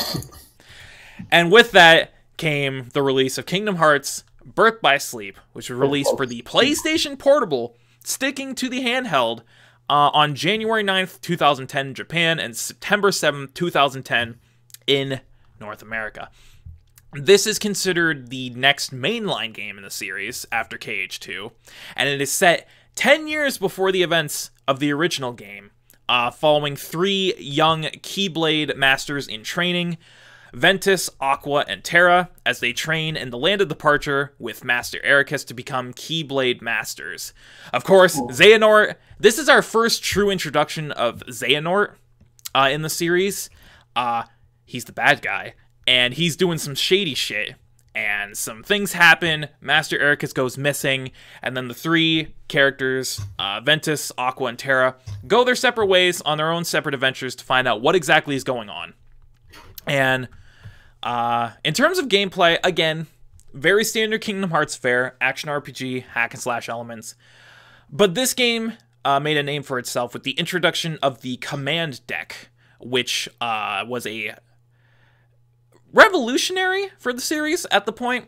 It's basically a roulette wheel of different special moves and magic that you can use. Again, playing into the handheld mobile aspects of the game, all of these commands are on a cooldown timer, so once you use them, you have to wait a certain amount of time for them to recharge so you can use them again. And in terms of critical reception, a lot of people really like this game. This is one of the favorites in the community. It currently holds a 82 on Metacritic. It sold extremely well, well over 1 million copies. And a lot of people praised the story, going into more detail on the lore of Kingdom Hearts, specifically with the Keyblade Masters and the Keyblade War. A lot of people praised the new style of gameplay with the command deck. A lot of people also praised the cutscene direction and graphics, claiming it to be some of the best graphics on the PlayStation Portable at the time. A few people were iffy on how washed down standard combat was in comparison to KH2, which I agree. I feel they purposely made the combat simplistic because they wanted to put more emphasis on the command deck system. But let's get into Birth by Sleep, and I want to start with Matt because Matt has a very hot take on Birth by Sleep. Yeah. Matt's going to get dunked on. Yeah, but here's the thing about Birth by Sleep. Gameplay-wise, this is a polished fucking game from every single angle I can think of. Issues with Birth by Sleep are more story-based. This thing, it has what I like to call the prequel problem. And all prequels, regardless of medium, have this fucking problem. Nobody gives a shit about frivolous backstory bullshit. Nobody does. The only people who do are lore nerds, and those people are losers, and no one gives a shit about them. Fucking no one cares about what happened before. They want to see what comes next. So a prequel is inherently going to have that problem where you're going to need to justify your existence. Birth by Sleep almost justifies its existence by mostly smart, and I say smartly, focusing on a new cast of characters for them. And I think that's probably why it works as well as it. This in terms of just the lore dump and the amount of story that goes on. This is the most confusing story by a landslide, and the fact that it honestly just is a little more complicated to me, and the fact that and still stand by the fact that this game probably only became popular because fucking art and people wanted more of her. Other than that, it's, if any, the only Kingdom Hearts game is the only Kingdom Hearts game that after playing through it, I was mostly just kind of confused, unsure how to feel, and just kind of just well, at least it's fun to play, which I don't like saying on an RPG. If I say at least it's fun to play, you have a fucking problem. And there's my end of my rant right there. I wasn't expecting that to be as volcanic as it was, to be perfectly real. I was not listening to that either. Mm-hmm. You got heated. I haven't. No, it's a volcanic take for sure. I felt that. I think I got third-degree burns. It's like if Shane could sense ki, he would sense me from across the fucking city. This would be like a Frieza situation. What is that massive energy? What is this anger? I did feel a bout of spiritual pressure, so there's something. What is this pressure? I can't sense his energy. This power. Yeah, it's overwhelming. Just Matt spitting lava over here. No, that's my quirk. I spit lava. That's a pretty good quirk. Let's be real. That would be a good quirk, actually, the way I think about it whole. But let's get some less heated perspectives. I apologize for the heat. I openly welcome it, but I wasn't expecting it to be that fucking hard. Spencer, how do you feel about Birth by Sleep? Well, I just want to draw a line and ask Max, when you say lore nerds, do you mean the people that will read the books, scour the Wikipedia, or people that are just interested in the story and want to know? I'm talking the more the former, the ones who are like, they scour the books for any sort of inconsistent, like the ones who are like are obsessed with everything like fitting into canon, into lore, and all that shit. Okay, because I was going to be upset. Yeah, no, I'm talking about. I was going to be upset too. Yeah, no, I was talking about those. I was talking about those like fucking because there's prequel stuff I enjoy too. So like I'm talking more about like the very normal people who are like spend like hours on like Wikipedia or some shit like that. Like they're talking. I'm talking about, or like the people who spend hours in Skyrim collecting all the books and just reading them. Yeah, like that. Yeah, that shit. Oh, yeah, but see, more that shit. No, but see, I would do something like that because I enjoy knowing more about the world that I'm in. I wouldn't make Wikipedia articles or change things to get consistencies. But if I'm in a world, I want to read all the documents and get all the information consistent in the world. That's when I say the people who collect all the books in Skyrim to read through them, I mean more so in the fact that they do that purposely because they feel that it's not complete without that. Oh, okay. Yeah, I'm talking about the people who feel like every inch of a world needs to be explained, so there's just a bunch of frivolous bullshit. Okay. That's fine. That's fine. Okay, I just wanted that explained. Just Yeah. Also for me, because I was like... I did a better. Secondary, I have my PSP sitting next to me. Oh, shit. And if I boot it up right now... What's in it? Birth by Sleep, probably. Birth by Sleep. Oh, I thought it was going to be like... Daxter. Sonic Rivals or some shit. Sonic Rivals. First off, I own Daxter, and I've beaten Daxter. Daxter's fucking great. And I could have also said Size Matters, Ratchet and Clank. Oh, yeah. Because I own that as well. But no, it's Birth by Sleep, and I have over 350 hours logged in it. Whoa. I adore this game. From every single standing, the command deck is is arguably the greatest thing to happen in Kingdom Hearts. I love the command deck. To counteract some of the simplistic, combat. Yes, it might have been to focus on the story, but also it was on the PSP. That's even coming out a couple years later. It's not as strong as the PS2. It can't do a lot of the PS2 does. This game looks beautiful, though, for its time. I mean, they used the same engine for like 10 years, so... So all the games look pretty much identical. And I love all the characters. I love Sora, not Sora. No, you mean Sora, not Roxas. Yeah, Sora, not Roxas. I love Aqua, which is kind of not Naminé, but meets Kairi, but is not Kairi Naminé Sora. Aqua is just a fucking bae, okay? Yes. Aqua is probably the best character. Aqua's easily the best thing about this game from like every, so like... Mm-hmm. And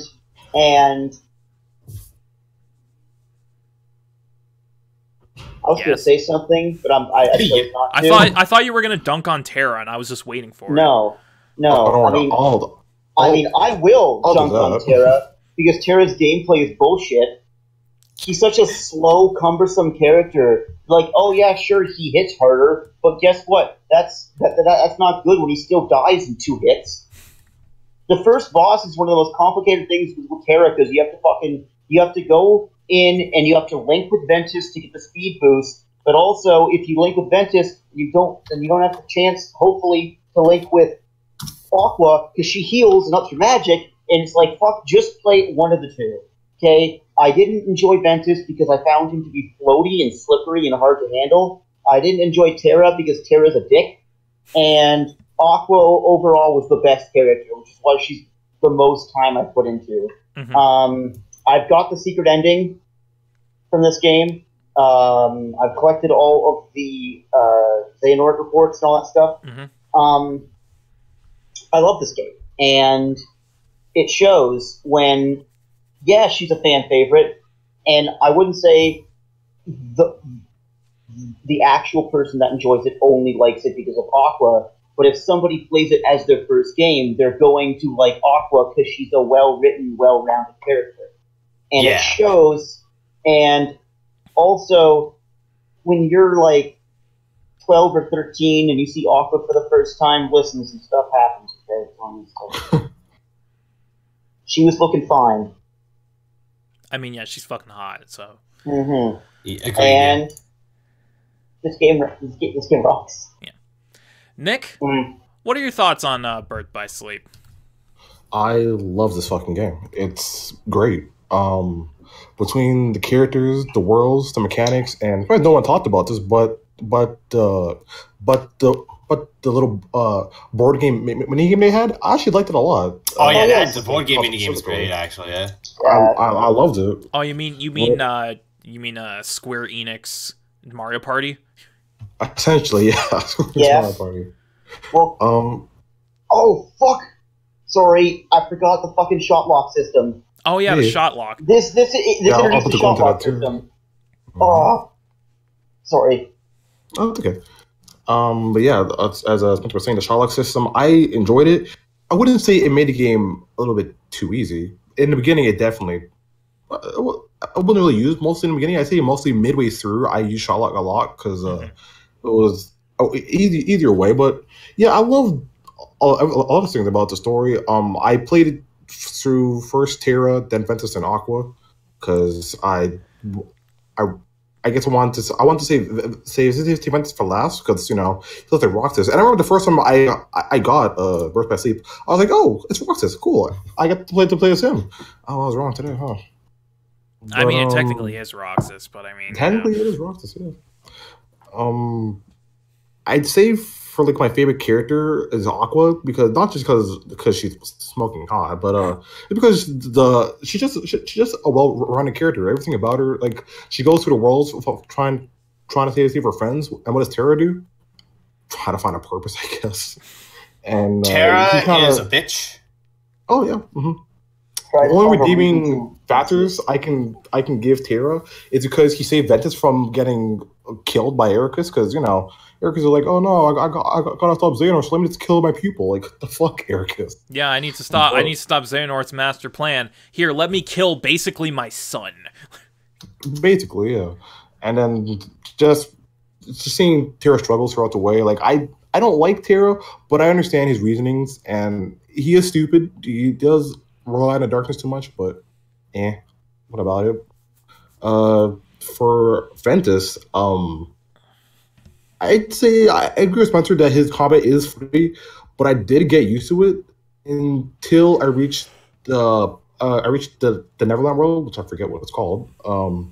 That I felt like that's where like his slowness was really like shown during that world, and it's definitely not my favorite world at all. But for the secret episode, I unlocked everything. Like I unlocked everything in this game because I loved it. And when it got remade, I played through that again. I unlocked everything again. And there's nothing really I can say because you guys really said mostly everything for Birth by Sleep. I just really loved the story and the game. Did you guys know that this game has multiplayer? Yes, it does. In the Mirage Arena. I like the Mirage Arena, but I played it by myself because no one else had. I literally just found that out as I was browsing the Wikipedia page. Oh yeah, no, it has multiplayer. Dude, the multiplayer was radical. The only reason I went to the Mirage Arena was to unlock the last Xehanort report that I needed. So, but anyway, Birth by Sleep is an interesting case because at this point, people just want a KH3, but they got this instead. And regardless of what people think about this game, it is a good game. Yeah, it is. It is. I I don't hate the game, people. I think it's really good. Yeah, please don't roast Matt on Twitter at Legion Rex. Don't do that. Don't. I actually like this game. I actually really like this game. Yeah, we're doing it for you guys, so don't worry about it. Yeah. Birth by Sleep is a very good game. It is structurally solid. It's got great gameplay. I really like the command deck, even though I feel like it's a little... How do I say this? It's a little manipulative, just because it reminds me a lot of standard mobile game bullshit with cooldown timers, and I feel like, especially in a game like this, where it's focused on the combat and being fast and fluid, having cooldown timers just kind of defeats the purpose of that, but they make up for it by really fleshing it out and giving you a lot of different skills to use with the command deck. So yeah, Birth by Sleep is really fun, and I agree with Matt about the prologue problem, or the prequel problem. I didn't really have much of a issue with that, per se, because I do like the story in this game. Yeah, I just really like this game, and at the time I played it, it was easily in my top 3 Kingdom Hearts games. Not anymore, but it is still one of the best in the series. Before we go on to the next game, I just want to say go about ahead. the secret boss. About the secret boss for Birth by Sleep. Oh god, fuck the secret boss. Fuck that guy. Oh my god. Fuck that guy that guy. is straight up one of the most bullshit, one of the biggest pieces of bullshit in this entire series, and the fact that you have to beat him with all 3 characters is even more bullshit. It is mega bullshit. Like, once I got done with him with Aqua, I was just like, God, I gotta do this with Ventus and Terra next. Yeah. Before we move on, does anyone want to talk about their favorite worlds from Birth by Sleep? Because this was the start of Kingdom Hearts going into more obscure territory with their world selection, because of course they wanted to save the big ones for 3. So there are a lot of older Disney properties represented in this and the next game we're going to talk about. Oh, you got Sleeping Beauty in this. You got Cinderella. You got fucking Snow White here. You have Lilo and Stitch. Yeah, we have Lilo and Stitch, which I suspected we were going to get Lilo and Stitch in Subpoint, but we got it here. We got Disney. Yeah, and we got a couple returning ones. We got Cook Neverland and Olympus come back, and 100 Acre Wood also comes back. But honestly, I think my personal favorite is I think honestly Deep Space is my favorite because I just love Lilo and Stitch. Yeah. I have in terms of pure gameplay, Castle of Dreams is really good. Yeah, I can see that. Castle of Dreams is really good. And of course, I have a soft spot for Enchanted Dominion because Sleeping Beauty is actually one of my favorite Disney films. Just from a sheer art perspective, that movie is fucking gorgeous. Yeah. But Deep Space is probably my favorite because Lilo and Stitch fucking slaps. Spencer? Disney Town. Easy. Oh yeah, Disney Town. Yeah, Disney. Oh, I forgot Disney Town. Disney Town. Where the fucking Disney Town, where the fucking brooms yeet Pete. But Yeet Pete off that stage. If we're going by pure aesthetic world, it's Keyblade Graveyard. Oh yeah. Ooh. I love the aesthetics of Keyblade Graveyard, dude. Nick? Yeah. Do you have a favorite? Yeah, it's in Enchanted Dominion. Actually, I like it a lot. Just because of the world design and on verse as well. Just the design of them, I really like it. It would have been Disney Town, but that fucking ice cream mini game just reminds me of just how many times I failed it. I was just like, I just can't. Yeah, but for that, fruit volleyball. Yeah. Enchanted Dominion also has Maleficent and if anyone comes up and tells you that Maleficent is not the best Disney villain of all time, they are fucking they are wrong, and I will fight you. Agreed. Wait, and just one more thing. Yes. Just one more quick thing. Birth by Sleep has my favorite rendition of Dearly Beloved. Yes. Okay. Nick understands. Nick understands. It's the best version. I enjoyed it as well. in terms of my favorite world in Birth by Sleep, it's not a Disney World. My favorite world is Radiant Garden. Oh. Because especially coming off of KH2, once you realize Radiant Garden is Hollow Bastion, the history there, it just, I don't know, man. I just really like it. And especially, I love the aesthetics of Radiant Garden 2. Like the pink sky coupled with like the white cobblestone, and it's just really visually amazing to look at. But I think it's time to move on. We have really 2 more games to talk about and some other stuff in between. Let's move on to the next mainline series game. Kingdom Hearts 3D Dream Drop Distance, which was released on the Nintendo 3DS March 29th, 2012 in Japan, and July 26th, 2012 in North America. So Dream Drop Distance takes place directly after the events of Kingdom Hearts 2 and the end of Recoded, where we find out that Master Xehanort is back. Because apparently, when you destroy the Heartless and the Nobody of one person, his original form will come back into existence. So Master Xehanort is back, and to prep for the ensuing battle with him and his forces of darkness, Master Yensid calls upon Sora and Riku to do their Mark of Mastery exam, so they can become Keyblade Masters. He sends them to the Sleeping Worlds, and he gives them the task of finding out how to awake them from their slumber. So Sora and Riku go on their own separate journeys to the Sleeping Worlds to find out how to awaken them from their slumber, and along the way, they run into several different characters, including a young version of Master Xehanort. In terms of gameplay, again, standard fare, rinse and repeat, action RPG, hack-slash gameplay, much like the previous games. What makes this game stand out is its introduction of flow motion, which is a new mechanic exclusive to this game at the time it released, where Sora and Riku can bounce around walls and wall jump and air dash and spin on poles and do a bunch of crazy freeform movement shit. And if you know anything about me and my taste in games, if you have any kind of freeform movement mechanics, such as Spider-Man swinging, I fucking love it. And that is one of the main reasons why I love this game so much, is because flow motion makes things so much more fun to traverse around these worlds. Like, if you thought the combat was fluid in KH2, you add flow motion on top of that, and you can bounce on walls and, like, soar through the air. It's just so much fucking fun.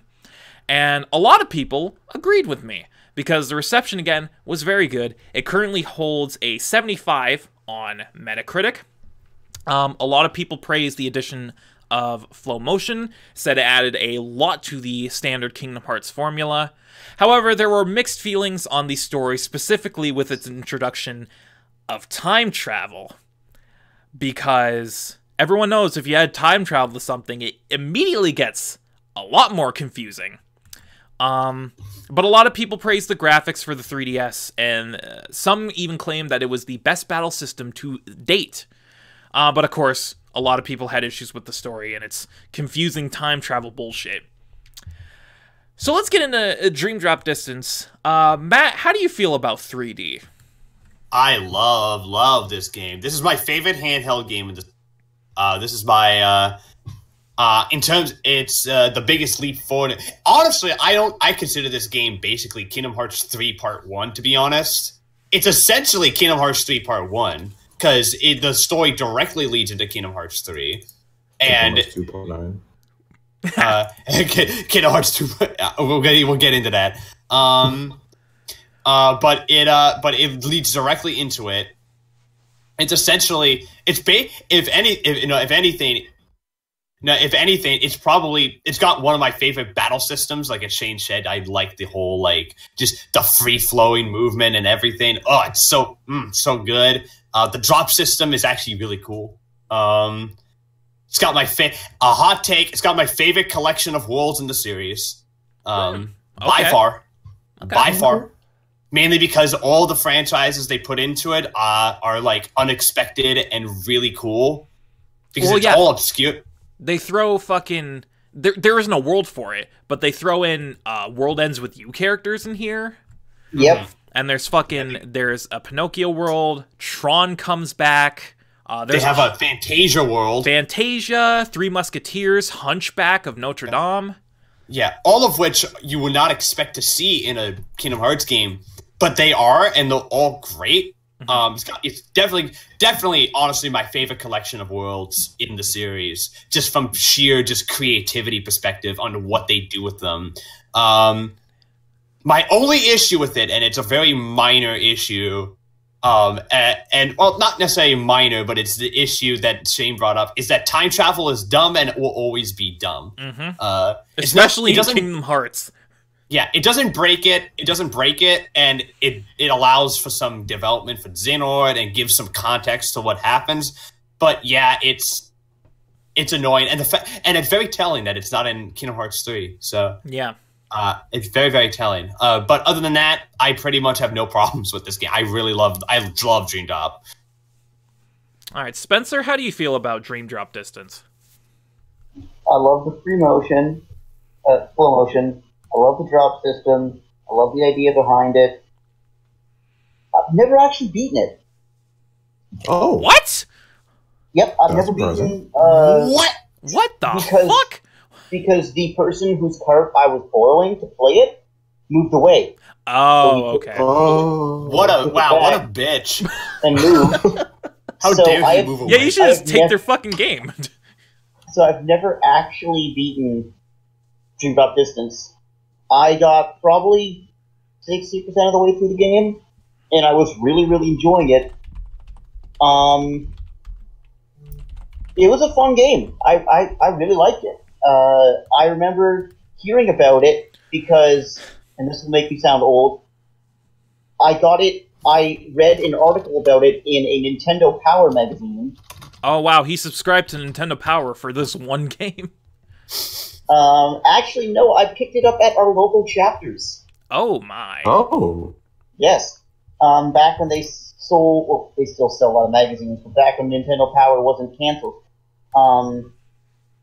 And it came with Legend of Zelda posters that I still have in my room. And there was a interview, and one of the things that I remember is they're like, how did you come up with the name Dream Drop Distance? And the game designer is like, Dream Drop Distance is 3D. Get it? 3D. That's why you put it on Nintendo 3DS. And I, even as a child, or a teenager at that point, facepalmed so goddamn hard I almost went through my head. Because I'm like, yep. Really, Square Enix? Really? Really? I mean, do you expect anything different at this point? From Square Enix? No.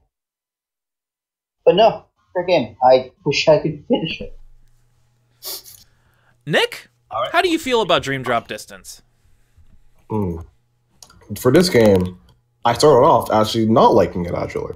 I can see why.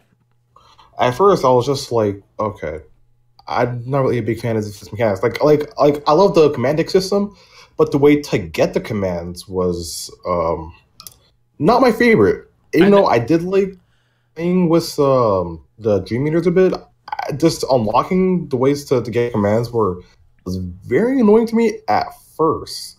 But during more, also I did not like the drop system at all. Like I was just enjoying playing as the characters I wanted to play as, and then I'm in mid boss fight, and oh look at that, my drop gauge is going down. Oh, and I'm not playing as Riku. And when I drop back to Sora, I gotta fight that boss all over again and they have all their HP back, and I'm like, well, that was fun.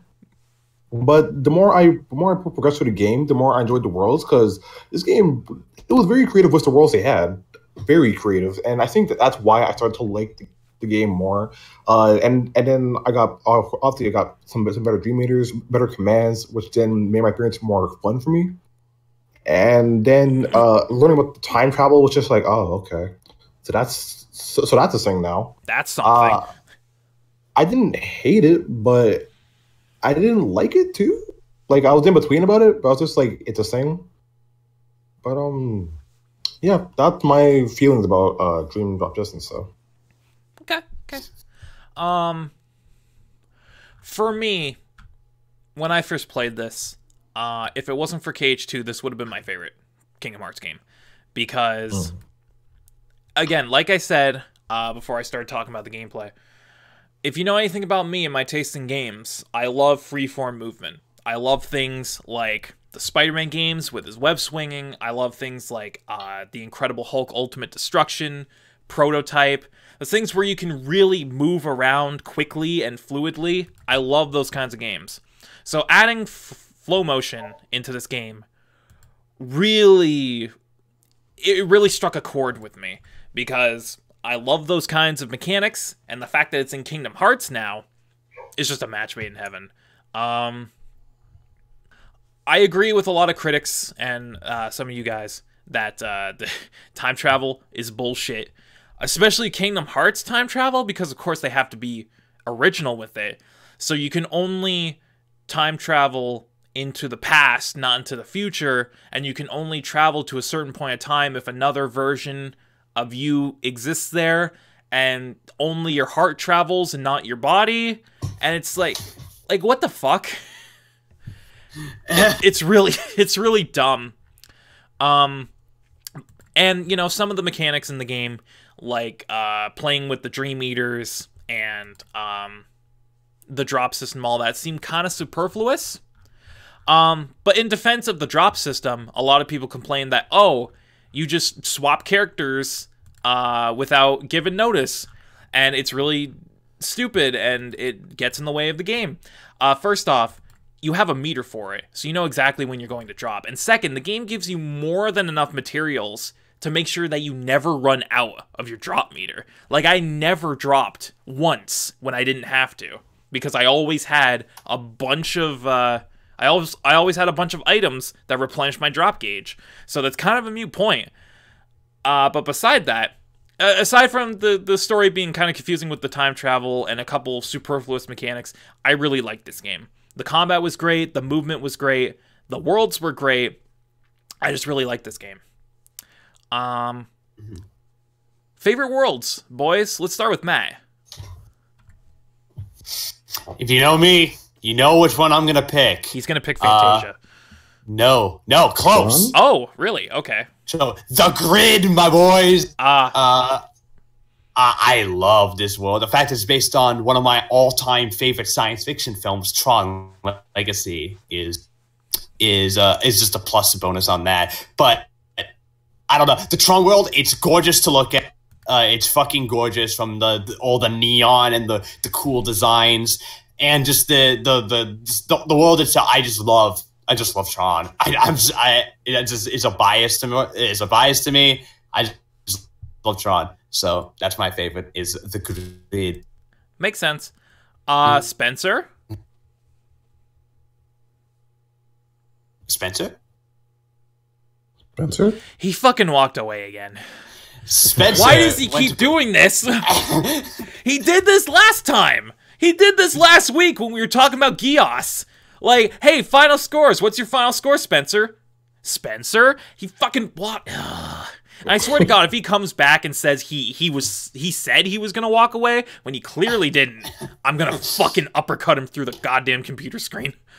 All right. We'll skip Spencer for now. Yeah. Nick, what's your favorite world in Dream Drop Distance? My favorite world is a Symphony of Sorcery. I just love Fantasia. Fantasia, dude. So the world's just like. Fantasia is an animated masterpiece. Don't at me. I think I still have my VCR at home too. Just chilling. I think that's like a general consensus. If you walk up to any Disney fan, Fantasia is probably in their top 10 or top 5 favorite films. Yeah, absolutely. Disney films. Easy. And yeah, it was close. I almost went with, because you guys you Chernobog's there, dude. Yeah. Chernobog. I have to agree with Nick. Easily, Fantasia is my favorite world in this game, cause it's fucking Fantasia. Like, right? And it has Fantasia Mickey. It has Apprentice Mickey in his fucking wizard getup, and I love it. I fucking love it. Especially getting to explore the world of Fantasia with flow motion is just it's good. That's good shit. I actually didn't even talk about flow motion. I love flow motion. I forgot I didn't even talk about that. Right? Just traveling, just jumping on walls and like just traveling through, going like, and like they place items where like you wouldn't expect it, or about the chest you wouldn't expect it to. Mm-hmm. So when you find it, because you're just like traveling around, you're like, oh shit, this was here. Yeah. And like it's just so enjoyable to just explore the world just in slow motion. Like one of my favorite things in Dream Drop Distance is when you dash against a wall, you can dash out and you do like a super dash. You travel like super far, but then out of that dash, you can do a super jump. And then, so you dash off a wall, do a super dash into a super jump, dash into another wall, and keep the combo going, and you can just zip around these worlds like no problem. I fucking love it. But Spencer's back. Were just great. Hello. What's your favorite world in Dream Drop Distance, buddy? Of the ones that I played? Give me a second, because I have to look them up. He has to look them up. He doesn't remember. I don't. Okay, Shane and Nick picked Symphony of Sorcery. I picked the Grid. What's the Grid? Tron Legacy. Oh, the Tron Legacy world. That was really good. Yeah. I guess you just with virtual Jeff Bridges. Yeah. Virtual Jeff Bridges of the virtual Jeff Bridges from the movie. Which is always a good... Which is always a horrifying sight. Especially in a Kingdom Hearts game. Hey, I love Jeff Bridges. I love Jeff Bridges too, but that DH Jeff Bridges from Tron Legacy is a oof. It's a pretty big oof. I think I got to the Country of the Musketeers. So the Musketeer. Yeah. Oh, the Musketeer world. I'll probably say let's keep it full. The cliche. Hunchback. Yeah, the Hunchback world is really good. Yeah. But Hunchback is great. And then there's Traverse Town, so you know. Oh yeah, Traverse Town with World Ends With You. Wii U characters, yes, which I still need to play on the Switch. Oh, yeah. The Switch version is good. Don't let anyone tell you otherwise. Like, it controls fine once you get used to it. But let's move on. There's not much to talk about from this point on, because between Dream Drop Distance and Cage 3, there really wasn't a whole lot going on. I'm gonna briefly mention what happened in between, because it's mostly just re-releases. Oh yeah, God is. So the first one that came out was Kingdom Hearts HD 1.5 Remix, which was a compilation of Kingdom Hearts Final Mix, Rechain of Memories, and a cinematic remake of 358 Days Over 2. It was released on the PlayStation 3 on March 14th, 2013, Japan, September 10th, 2013, in North America. There's not much to talk about here. It's just a re-release. And of course, that was followed up by Kingdom Hearts HD 2.5 Remix, which was a compilation of Kingdom Hearts 2 Final Mix, Birth by Sleep Final Mix, and a cinematic remake of Recoded, which was released for the PlayStation 3 on October 2nd, 2014, Japan, December 2nd, 2014, in North America. Again, not much to talk about there, just re-releases. But there's one extra remake. Damn good re-releases. Yeah. There is a compilation of both HD remixes called Kingdom Hearts HD 1.5 plus 2.5 Remix, which was released for the PlayStation 4 on March 9th, 2017 in Japan, and March 28th, 2017 in North America. And that was a double pack with both HD remixes, so you had all 6 of those titles on one PS4 disc. Not much to talk about there, other than the fact that the PS4 version of those games does run in 60 frames per second, which is the versions that I played, and I can't go back to playing Kingdom Hearts at 30 frames at this point. I just can't. It's the compilation of the compilation. Yeah, it's the double compilation. Mm-hmm. A remix. And there was another game right after. There's another compilation right after. There was a third and final compilation package, at least until after Cage 3 came out, called Kingdom Hearts HD 2.8 Final Chapter Prologue. The dumbest name in the series. The dumbest name in the... Which was a compilation... Oh god, what the fuck was it? 0.2. I'm going to get to it, Spencer. A fragmentary passage. So 2.8 is a compilation of Dream Drop Distance, but it has 2 new pieces of Kingdom Hearts content. One is an hour-long cinematic called Kingdom Hearts Key Back Cover, which is based on the mobile game, which I will get to in just a moment. The other being Kingdom Hearts 0.2 Birth by Sleep, a fragmentary passage, which is an original 3-hour game, which was included on 2.8, following after the events of Dream Drop Distance. And it follows Aqua as she explores through the Realm of Darkness after she was taken there at the end of Birth by Sleep. It's basically meant as like a bridge into KH3, and I honestly feel like that should have been the prologue to Kingdom Hearts 3, but that's just me. But Kingdom Hearts 3 already has a long-ass prologue anyway. Yeah. It's like the prologue to the prologue. Yeah. 2.8 was released for the PS4 on January 12, 2017 in Japan, and worldwide on January 24, 2017. So, other than that, there was only one more game to really briefly discuss, which was the fucking mobile game. Originally called Kingdom Hearts Key, it was originally released as a web browser game on July 18, 2013 in Japan. It was later re-released on Android and iOS mobile devices, rebranded as Kingdom Hearts Unchained Key, later rebranded again as Kingdom Hearts Union Cross, which was released on September 3rd, 2015 in Japan, and April 7th, 2016 in North America. I don't want to spend too much talking about the mobile game because I don't know anything about it. It's the only one that I haven't played. I've never played it. I've never played it. I've heard good. I've never played it. I've heard decent things about it. I've heard it's not too bad, actually. I've heard it's pretty good. But if you know Japanese mobile games, you know what you're gonna get. Yeah. So that's pretty much all it is. It's a gacha game. Yeah. I guess if I were to talk about it, essentially, you're playing the older old worlds, even though they're adding new ones here and there, but it's pretty much just playing all the worlds you're used to playing, just on mobile, essentially. And it's just like whenever they add some original story, you're happy about it, but after that, it's just like, oh, I'm going back to Agrabah to see what's going on with Aladdin. Yeah. So, yeah, I don't want to talk too much about it. The only thing I'm going to talk about is the story and its reception, because the plot is directly connected to Kingdom Hearts 3, and it is a super prequel. If you thought Birth by Sleep was a prequel, you haven't seen anything yet.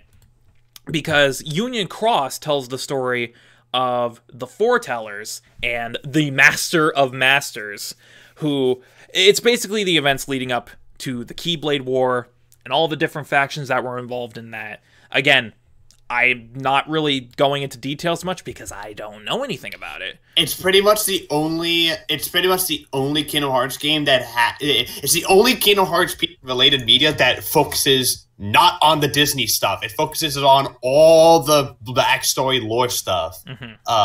So it's mostly original characters. The Great Keyblade War was interesting. Wildly confusing. Yeah. They have characters that you wouldn't think are there from the actual games. Like, wait, why are you here? Yeah. Like, hey, spoilers. Roxas was leader of one of the factions. He was the leader of the Dandelions. You mean Ventus? Sorry. Yeah, see how confusing it is sometimes? And Marluxia's there too? Like, what the... Yeah, Marluxia somebody is there in his original form, and he's also the leader of one of the factions. And just recently learned that Larxine's there. Like, what the fuck's going on? Yeah, oh great. But in terms of reception, it was favorably reviewed. It currently has a 70 on Metacritic.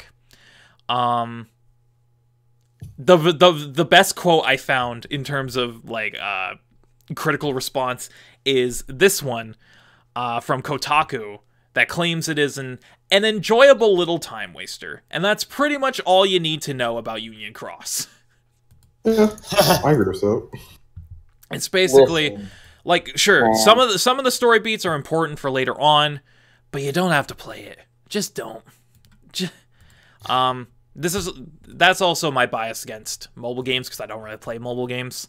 But yeah, from Dream Drop Distance all the way to KH3, that was pretty much all we had for Kingdom Hearts. So there was a 7-year drought of mainline games.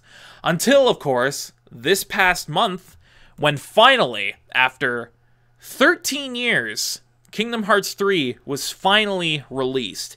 It was released for the PlayStation 4 and Xbox One, the first time a Kingdom Hearts game has ever been released on an Xbox console. It was released in Japan on January 25th, 2019, and worldwide on January 29th, 2019. Now, the story of KH3 follows immediately after the end of Dream Drop Distance, where after a run-in with Xehanort, Sora is, coincidentally, back down to 0. He has none of his powers and none of his strength from the previous games. So most of the game follows Sora, Donald, and Goofy as they travel to different Disney worlds, trying to regain Sora's strength and also unlock the power of waking, which he failed to do during his Mark of Mastery exam. And in the background, we have Riku and King Mickey as they try to find a way to bring back all of the previous Keyblade Masters. So they're trying to find Aqua, they're trying to find Terra, they need to find Aqua in order to reawaken Ventus, so they're off doing their own thing. And then, of course, it all culminates with a clash against Xehanort and his 13 Darknesses. So, yeah. Again, 13 years between KH2 and KH3. People waited a long time for this game. And in terms of gameplay, this is one of the more interesting entries in the series because, of course, there's 13 years to play off of. This game is basically just a hodgepodge melting pot of all the different Kingdom Hearts games culminating into one. So you have the standard action RPG hack and slash combat, but you have a bunch of different mechanics from all the different games. You have a new version of flow motion from Dream Drop Distance. You have the shot lock from Birth by Sleep. Of course, you have summons back, but you also have new things added into the mix. Like you have a revamped reaction command system. The forms from KH2 have been dropped in the in light of adding new Keyblade forms, which are essentially the new drop forms for KH3. You have Disney attractions where you can summon a giant pirate ship and ride it and fight Heartless, and it's weird. Yeah, this game is basically just a culmination of everything that Kingdom Hearts has been over the last decade plus. And in terms of critical reception, it reviewed very well. It currently stands at an 83 on Metacritic for the PS4 version and an 80 for the Xbox One version. A lot of people liked it. A lot of people claimed upon its release that this was the best Kingdom Hearts game to date. A lot of people claimed that it had the best combat system, it had the best story, it had the best use of Disney worlds. But of course, after its release, more and more people started coming out and saying that they were disappointed in the game. And of course, that is due to the fact that they had to wait over a decade for this game to come out. So it was never going to live up to everyone's expectations. I'd argue people were going to be disappointed with this game no matter what happened. So yeah, like, if you have to wait 10 plus years for a game to come out, it's never going to live up to the expectations you set for it in your mind. It's just not going to happen. Everyone had their own idea on how Kingdom Hearts 3 was going to play out, and then I think, and I'll get into it more when talk about it individually. But so some people, they didn't do what they wanted them to do, which it's just fine. I get it, but like at the same time, it's like you build up this thing in your mind, and then if it's not exactly like you wanted it to be, you're kind of like, oh, yeah, I agree. It's kind of like what happened with Duke Nukem Forever. Like, people waited an ungodly amount of time for that, and when it finally came out, it wasn't going to be what you thought it was. So yeah, Duke Nukem Forever is also a far worse game than Kingdom Hearts 3. You are correct there, but that was just the example I thought of in my head.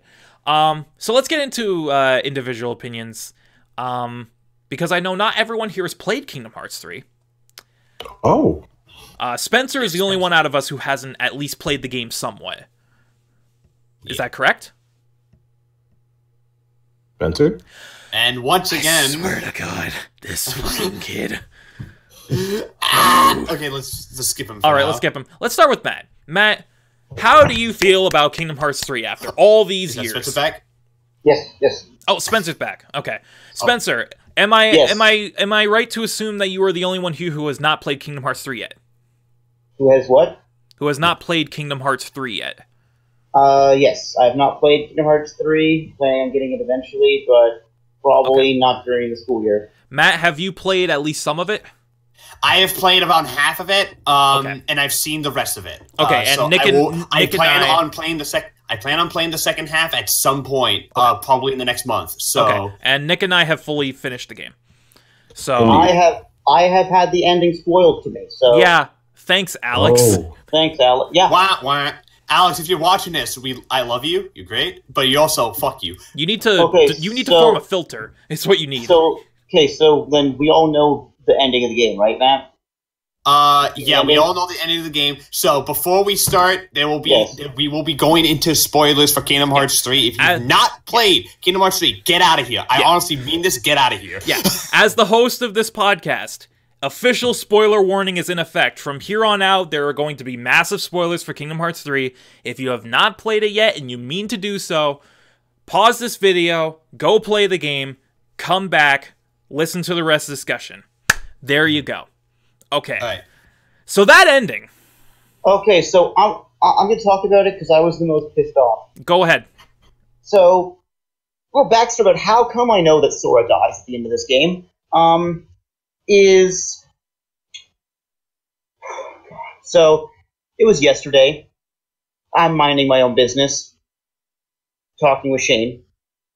And Shane's talking, and the concept, the game, Kingdom Hearts 3 comes up. And I'm like, well, I've seen some of it. I haven't played it. I don't own it. I don't know the ending to it. So, in my mind, I was like, which I guess was my first mistake, I'm like, they wouldn't talk about the ending in front of me, knowing I haven't played it. I forgot Alex was there. Yeah. So... I forget the exact words. What was it again, Shane? Okay, we were talking about it, and Dan and I were being very vague, because I knew you hadn't seen the ending yet. And then Alex was like, yes, I was more upset that Kairi was there, but then I saw Sora fade away, and I was like, yes, someone finally died! And then that's it. That was it. And I went, hey, Alex, I haven't played the game yet, right? And he went, oh... And I went... No, he didn't. He fucking gave you that shit-eating grin that he always does. And I was like, he gave you a shit-eating... He probably gave you a shit-eating grin, tried to defend himself. Failed miserably at it. And I was like, And then I put my hand up and I'm like, you don't talk about the secret ending, because I don't know about that. So don't spoil that shit for me. Yeah, we won't talk about the secret ending here. We'll keep your virginity on that. But, yeah, that I know. So I still don't understand it anyway, so I'm not going to talk about it. I still don't understand what the fuck is going on. Well, yes, we can talk about the ending because I know the ending. But okay, Spencer knows the ending. He doesn't know the details, so I'm going to briefly explain what happens. So, Sora fights Xehanort. He defeats Xehanort. All is one. In the process, though, Kairi is killed. Okay. So, Sora defeats Xehanort, but then he realizes, wait, I need to save Kairi. So he finally has the power of waking, which was the point of the entire game. It's basically how you revive hearts.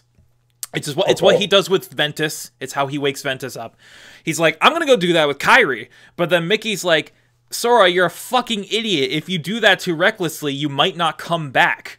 And then Riku's like, it's Sora, you're not gonna fucking argue with him. He's made up his mind.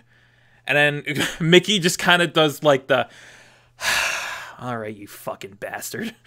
And then Sora goes off. He uses the power of waking to save Kairi. It cuts to Destiny Islands. And everyone from the entire series is there. We have Riku, we have Mickey, Donald, and Goofy. We have... Is that your backdrop? Is that where that comes from? Yes. Okay. Yeah, so we have all the characters there. Naminé's back. Roxas, Axel, and Shion are back. Everyone's back. They're all on Destiny Islands. They're all having fun. It finally looks like we're going to get a happy ending. Everyone is saved. And then it cuts to the Paupu tree. And Kairi and Sora are sitting there. And of course, if you just played the game, you're like, yes, Sora made it. He saved Kairi. He made it back. They're both safe. And then it cuts to a wide shot of the sun setting. Kairi starts crying. She looks at Sora. And then it cuts back. And Sora fades out of existence. Credits roll. Well, Sora got fucking snapped. We don't really know what happened to Sora. There are a lot of theories going around there. Some people are saying that he died because he used the power of waking to bring Kairi back.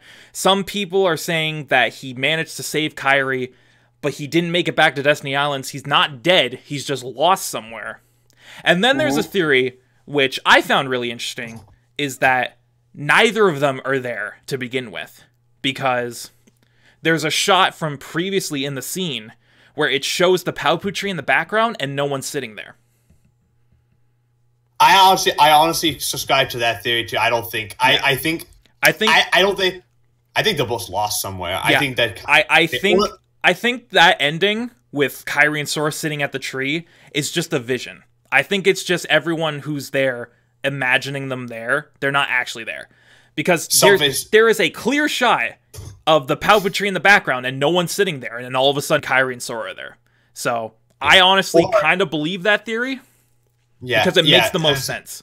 Because this theory was they're actually it's like Dream Drop Distance. They're actually in a sleeping world, but like it started off in the beginning though, like right after the Hercules world, they go into the sleeping realm apparently, and that's theory like they went into it, and I was like, I kind of believe it after reading. I was like, okay, I kind of believe this theory. Okay, so it had some heavy spoilers in it, so I'm not even gonna explain it. But yeah. With that being said, I would not mind the fact if Sora disappeared. If that was the ending to Kingdom Hearts, just that with no secret ending, that was the big finale. Mm-hmm. Oh, it finally happened.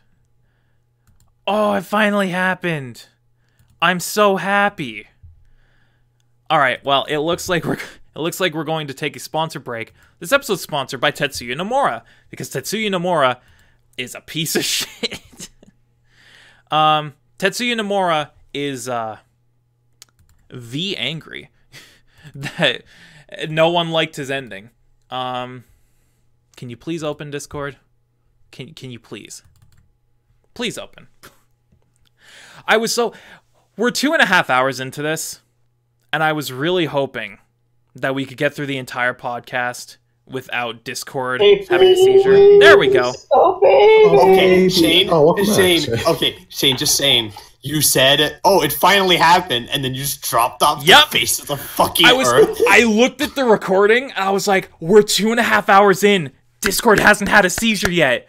Maybe we can get through this. And then immediately, it fucking dies. On cue.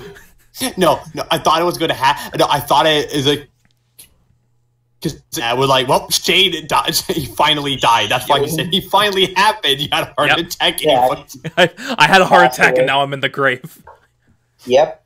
But no, I was going to mention something that isn't Kingdom Hearts related, but is Square related, and is something equally as dumb.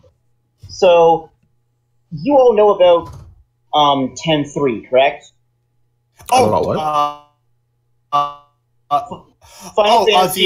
sequel to 10-2. It's not canon. So, it's not canon. So Final Fantasy X-3 was a novel/radio drama that happened in Japan. What the fuck? And here is, from the best of my memories, the plot synopsis of 10-3.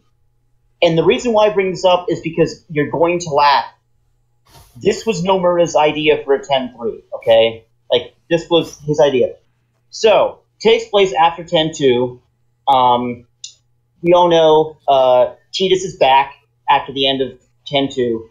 And the group crash lands on an island, okay? And Tidus wakes up, and he thinks that he sees a bunch of blitzballs on the beach. So he goes to kick the blitzball, but it turns out it's not a blitzball, it's a bomb, and Tidus explodes.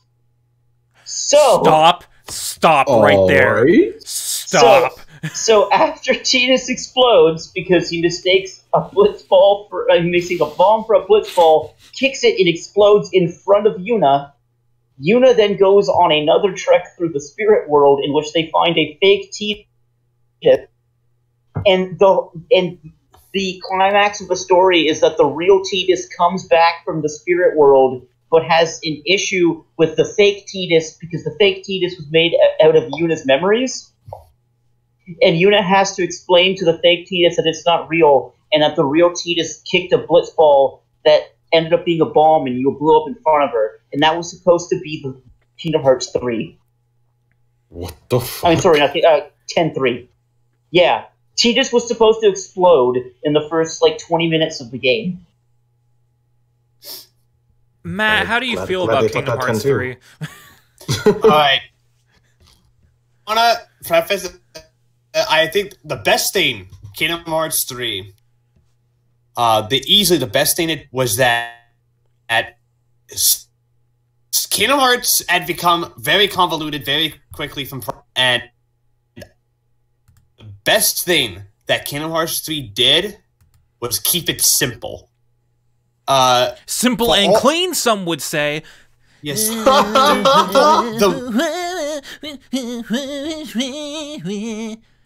About Kingdom Hearts. Look at it. It's probably the since Kingdom Hearts 1. And the simplest since Kingdom Hearts 1, I can agree with that. Yeah, because it's also the ending to a bit of this entire arc, the Dark Seekers. It's less of focused on building character, building worlds, or lore, than it is if we can just tell a simple story that just wraps everything up, and it really works. It works, especially which is my all-time favorite things in any Kingdom Hearts. So emotionally sad is it's just great. If we're talking pure gameplay wise, I love this game is fluid. It's a best of everything. The one that's not as many as previous games, which I think is my major issue. Added. They're all great. They're all with the exception of one, and we'll get into that.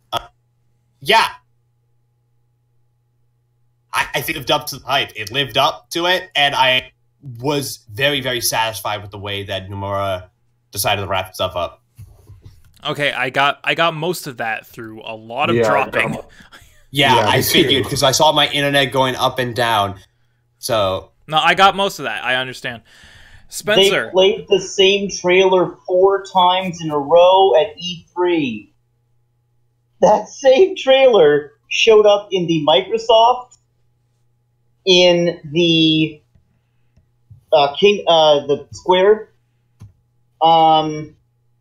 showed up in one other place. What was it? Sony. Well, no, the Sony trailer was different. The Sony trailer was the Pirates one. Yeah, it was slightly different. Aside from that, being a fan of this, I've seen and watched people play it.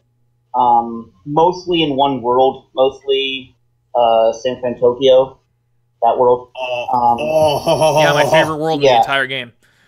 Yes. I've also seen bits and pieces of what I will now call that world, because I refuse to call it by its name, because it's that bad and is a disgrace to the world that it takes after in Kingdom Hearts 2.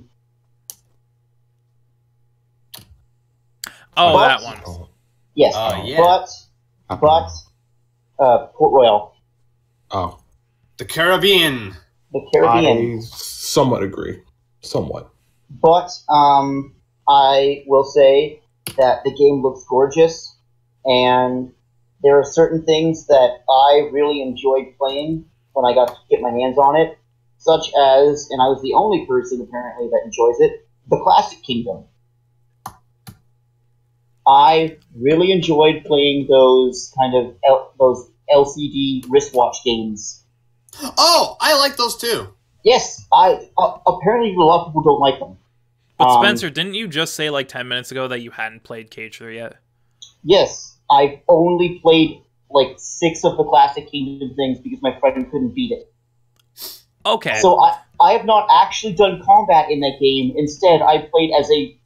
You played the Burger King kids meal games. Yes, I played as a 2-bit Sora doing long jump.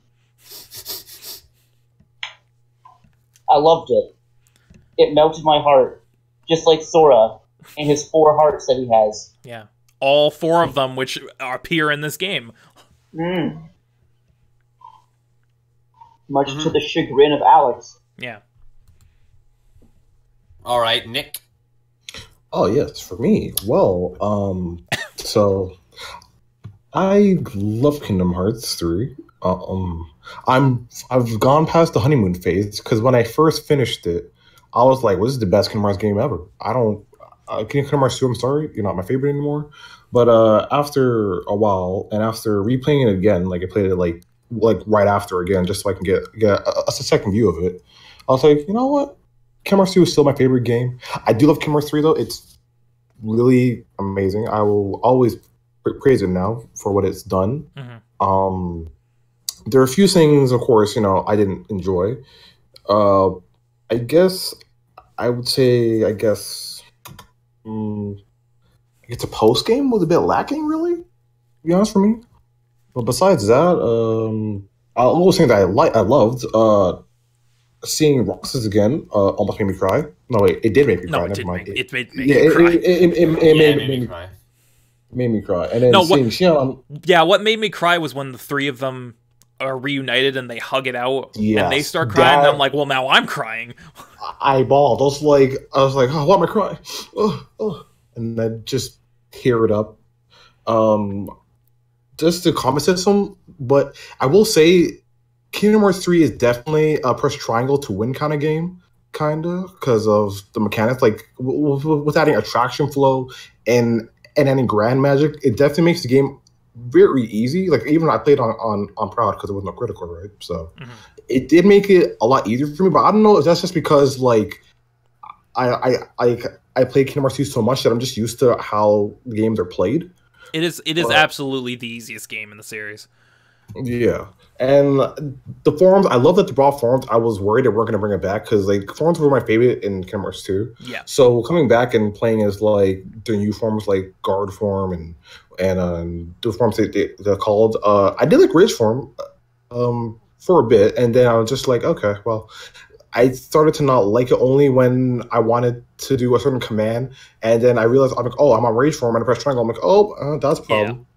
But I think I only died once, but it wasn't the combat, though. I think it was during the Port Royal segment. There was one segment. Fucking race, wasn't it? Yup. Only because, literally, I got to the end, though. But apparently I wasn't close enough to the end. And I'm like, wait a minute. I'm touching the edge. That's the same thing that happened to me! I was like, wait, what? That's literally what happened. I had that beat on my first fucking try, but apparently you have to approach it right from the marker, otherwise it's a giant invisible wall. So I beat fucking Luxord, but the game was like, nah, you didn't beat him where we want you to. And I'm just like, well, guess I'm doing this all over again. Yep. And it's dumb. For the Keyblades, I love every single Keyblade in this game, and I love the Keyblade transformations too. The only one that I can say like probably was just not for me was the Toy Story one. I was like, all right. I used that one for a while. I used it for a bit until I got the one from Pirates of the Caribbean, which I think I used the second most. I think the Keyblade I used the most was the one from Tangled. I think that's the one I used the most. But yeah, that's my feelings for Kingdom Hearts 3. I love the whole game. Playing as Sora was good. The Riku segment was good. And that segment, which I won't mention just in case, Spencer hasn't seen it yet, the certain part that I will not say, was good as well. But yeah. Okay, well, For me, I'm definitely past the honeymoon point too, because I sat down and I thought about it, and I weighed this towards my previous favorite, which is KH2. And I was like, no, Kingdom Hearts 2 is still a better game. Yeah. However, Kingdom Hearts 3, for what it does, is fucking great. It's extremely fun. I love the new combat system. But I mean, if you played 2.8, it's essentially that. And I really liked what 2.8 did. So it's just that expanded upon. I like all the new mechanics. I like the fact that they brought forms back in some fashion. I like the new reaction commands, even though I agree with Nick, it can make it a little too easy at times because you're just bombarding enemies with all of these different commands. But the actual combat is smooth, it's fluid, it's fast. It's basically everything I wanted in a follow-up to KH2. A lot of the issues I have with the game are with the story. And it's not the story itself, because I like the story. It's the fact that Kingdom Hearts 3, for the first 2/3 of the game, seems to really spin its wheels when it doesn't have to. Like, the first 2/3 of the game is all of the Disney stuff, and nothing really happens with any of the Disney stuff. Like, I definitely agree with that. Just seeing, like, and with occasional, like, or audition member just coming in to say, "Hey, we're also here still. Don't forget, yeah, we're playing a Kingdom Hearts game." And then they leave. Besides that, yeah, like, nothing really happens in the story up until the final act. Which, to be fair, the final act is fucking amazing. Yeah, it is. Like, the final act is probably the best Kingdom Hearts has ever been. It's just a culmination of all these different characters and storylines coming together into one climactic finale. And honestly, when I thought of Kingdom Hearts 3 as a finale, that's what I envisioned. It's just a shame that the first 20 hours is just going around to Disney Worlds for no reason and not really getting anything done. Yeah, reportedly, and I believe this is reportedly and rumored, so don't take it with a grain of salt, that apparently that the reason why the Disney Worlds are like this is because this game is meant to kind of sort of start to phase them out. That they're trying to, that Kingdom Hearts post this won't really have them anymore. Well, I mean, it makes sense, especially based on the secret ending, which, again, no spoilers. But that makes sense that they would try to start phasing the Disney stuff out. Yeah. And make it just like a Square franchise. As much as I would love to see a Marvel world, though, or Star Wars world in Kingdom Hearts. Who knows? We don't know what the future holds. I want to keep Blade lightsaber, dude. Yeah. I want to keep Blade lightsaber. I know. Everyone does. We don't know what the future holds, but we'll find out when Kingdom Hearts 4 comes out in 2047. Yep. In between then, we'll have like 5 important spin-off games that are relevant to the plot line of Kingdom Hearts 4. And we'll have a new Kingdom mobile Hearts game. 3.1. That eventually will come to console called Re-something. Re-Chain of Memory. They'll remake Re-Chain of Memories with the KH3 engine. No, dude. It's just called fucking Re, and it's just the OP for Erased. it's just the OP for Erased. How did they get Asian Kung Fu Generation? To make an entire game. Wait a second, this is just the Blu-ray copy of Volume 1 of Erased. Joke's on you. I would buy that because I love Erased. Yeah. Anyway, back on topic. I love KH3. It is easily my second favorite Kingdom Hearts game next to KH2 because even though I love everything that Kingdom Hearts 3 did with the combat and the graphics and how it went about telling its story, it does seem to drag at certain points. Like I said, the first 2/3 of the game is really just spinning its wheels waiting for something to happen. And of course, there are some nitpicks here and there. Like, it's a little too easy at times. But honestly, that doesn't bring the experience down. I still loved it for what it was. And with that said, that is the most recent entry in the Kingdom Hearts franchise. That was 3 hours.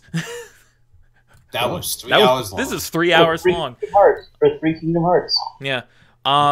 So that is the most recent entry in the franchise. We don't know what the future holds, but Nomura has confirmed that the series will continue past this. So we'll just have to wait and see. Yeah, this is just the end of a story arc. Yeah. But with that said, we're getting could come out as well in the Kingdom Hearts Ultimania. So yay! Oh yeah, right. What if we got like a Dissidia style game, but for Kingdom Hearts characters? I think well, then it'll sell abysmally, and everyone will forget about it like a month after. True. Lol. I was taking a drink of my ginger ale, and you were lucky because I was about to spit it through my computer into your fucking face. Don't you ever knock Dissidia like that shit. Fuck you. Hey, do you remember Dissidia NT and how no one played it? Yes. My friends actually pre-ordered it, and they played it for a day, and they haven't touched it then. And I'm like, guys, what about Dissidia NT? Weren't you guys going to play that? And they're like, oh yeah, we have to game. I'm like, oh. I bought that game full price like a couple days after it came out. I played it for like maybe a day or two, and then I traded it in like a month later. I was like, Anyway, now that we've gone through all of the entries. Favorite worlds? Oh, right. Favorite worlds in KH3. San Francisco, that's the easy choice for me, because Big Hero 6 is one of my favorite movies, and I fucking love it. Yeah, San Francisco is great. I actually, with the exception of Caribbean, I actually like all of them. So, like, it's hard for me to pick. But for me, it's probably Arendelle. Yes. It's probably Arendelle. Not just for the fact that I love Frozen, which I do, but also because that world's fucking gorgeous. It's fucking gorgeous, and it's got some of my favorite parts of the game, including when they do a rendition of "Let It Go" and it's just Goofy, Donald, and Sora in the fucking background. It's literally a shot-for-shot recreation of that scene from the movie with just Sora, Donald, and Goofy hanging out in the background, and it's amazing. It's fantastic. Arendelle's great, and if I had to pick another one that's not Arendelle, probably Toy Box. Yeah, I thought that was what you were going to pick. Toy Box. Well, because it's Toy Story. Yeah. And without giving anything away, a Toy Story might be my favorite movie series of all time. So there's that. But Nick, what's your favorite world in Kingdom Hearts 3? I love Arendelle. Especially with the whole Frozen part. I'm gonna butcher her name. Dina Menzel, if I can say her name properly, just her singing, which is like "Let It Go," which is like Dina Menzel, and like adding Sora and the gang, also just being part of it, it's just like so beautiful. Like I wasn't crying, but I'm just like I was just staring at my screen, just like nothing could have distracted me. It's just like wow, there are no more tears in my body. Shane lost them when he first saw Big Hero 6. Oh, yeah. Oh, I love that fucking world. Spencer, out of the worlds you've seen, which is your favorite? Tangled? Probably the Tangled. Oh, that was a close one, actually. Cornera's great, too. I actually love Cornera's good. Tangled or San Francisco, but I saw a lot more of the actual Tangled world. Meanwhile, San Francisco was just my friend jumping from fish to fish trying to get every chest in the fucking level. Yeah, that world's massive. Even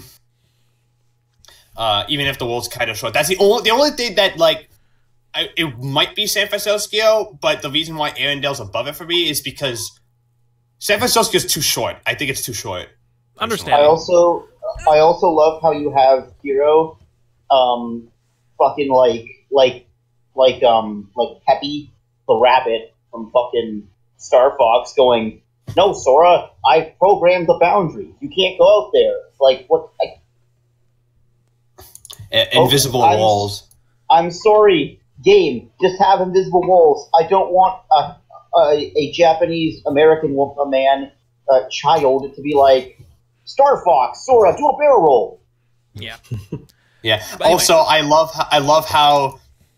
With these games, they always try to get the original voice actors back for Disney stuff, which is great. But when it comes to fucking once they introduce the Pexar stuff, that's when it gets confusing as fuck. Because none of them come back. Like, at all. And it's really, really obvious that they didn't come back. It was Tom Hanks that did Woody, right? It was originally Tom Hanks, yes, but this is not it wasn't Tom Hanks in KH3. You can fucking This tell. is his brother. It's his brother, Tim Hanks, and that's his name. His actual name is Tim Hanks. Mm-hmm. And that also was not. Yeah, we're kind of going past the time. Yeah, we are. We're going off key, guys. Let's get back on track. Kingdom Hearts key. Shut the fuck up. Are we in B major or are we in D major? E flat minor? I hate all of you. Bitch. Anyway, now that we've gone through all the entries, let's very briefly, because we need to wrap this up, very briefly talk about our general opinions on Kingdom Hearts as a franchise. So, Matt, very briefly, how do you feel about Kingdom Hearts as a whole? It's dumb and I love it. Honestly, I feel like everyone would say that, and that's pretty much all you need to know. That's all I have to say, actually. It's dumb, I love it, and it's a very special series to me, and give me Kingdom Hearts 4. In 2068. Give me a Moana world. Unironically, yes. You know what? Yeah, you're right. Give me a Zootopia world, for the love of where God. was Zootopia? Dwayne The Rock Johnson would 100%. Probably came out too late. It probably was in the middle of production. They couldn't put it in. Spencer, very briefly, what are your general opinions on Kingdom Hearts as a whole? This whole series is dumb. It's confusing. Most of the characters look like fucking Final Fantasy rejects. The Disney worlds range from absolute dog shit to the greatest thing. I wish I could live there. I love it. I love how terrible this entire series is. It's confusing, complicated. Nobody knows what's happening. But there's something that's kind of missing from a lot of AAA games now, and that it's this weird thing that video game developers have called, I don't know, heart, love, care for the project and people that are playing it, and it shows, and I just want more now. Just give me Dissidia Kingdom Hearts, and I'll buy like 20 copies. I promise. It'll probably be the only 20 copies that sell. Nick! First off, I apologize, Spencer. I just had to. But Nick, please, very briefly, how do you feel about Kingdom Hearts as a whole? Kingdom Hearts shouldn't exist, and I love it, and it definitely influenced the way I live my life and what I like. So I just love the game. Yeah. For me, Kingdom Hearts is something I didn't grow up with because I played all the games for the first time 2 years ago, so I wasn't on the bandwagon like a decade ago. That being said, this ended up being one of my favorite gaming franchises ever. Like, I love Kingdom Hearts. And sure, not every game knocks it out of the park, and it has its issues here and there, but when it's good, it's really damn good. Like, Kingdom Hearts 2, after playing it, entered my top 10 list for my favorite games of all time. The franchise is one of my favorite series in gaming, period, and I just love it. And I'm really excited to see where they go with it. Knowing Nomura, he's concocting something. I don't know what, but it's going to be fucking crazy. It's going to be that Kingdom Hearts 4 is actually going to be the Final Fantasy 7. No, it's going to be Kingdom Hearts 4 is a 4D ride in Universal Japan. You know what? I'd go there. I'd do it. You know what? I would too. But yeah, I love Kingdom Hearts, and it's very near and dear to my heart, even though I don't have the nostalgia goggles for it. So before we wrap up, are there any memories that anyone wants to talk about with Kingdom Hearts? Anything that sticks out in your mind? Two things stick out in my mind. One, the first time that I ever heard Dearly Beloved, made me cry. And to give you a range, and sadly, all of you except for Nick will know what I'm talking about, but for me, it was halfway between, like, Maze Hughes in like an episode 7 of Violet. Ooh. I fucking, as a child, bawled my eyes out because it was this perfect encapsulation of joy. And I'm actually kind of it now, but it's like there's something about Dearly Beloved that is so iconic now in this game series that when there was rumors that it wasn't going to come back for Kingdom Hearts 3, I was kind of disappointed, honestly. And the second thing was playing through the intro of Kingdom Hearts 2 and seeing, of all people, Vivi from FF9. Mm-hmm. FF9 is my favorite Final Fantasy, and I will die on that hill. And it's a pretty heavily corpse hill, so there's a lot to be with it. But just seeing Vivi in this weird kind of Disney-esque Final Fantasy land, I was like, people care about Vivi. I was so happy. And then Axel shows up, and I'm like, who's this cool guy? And then Sora shows up, and I'm like, shit, you're... really?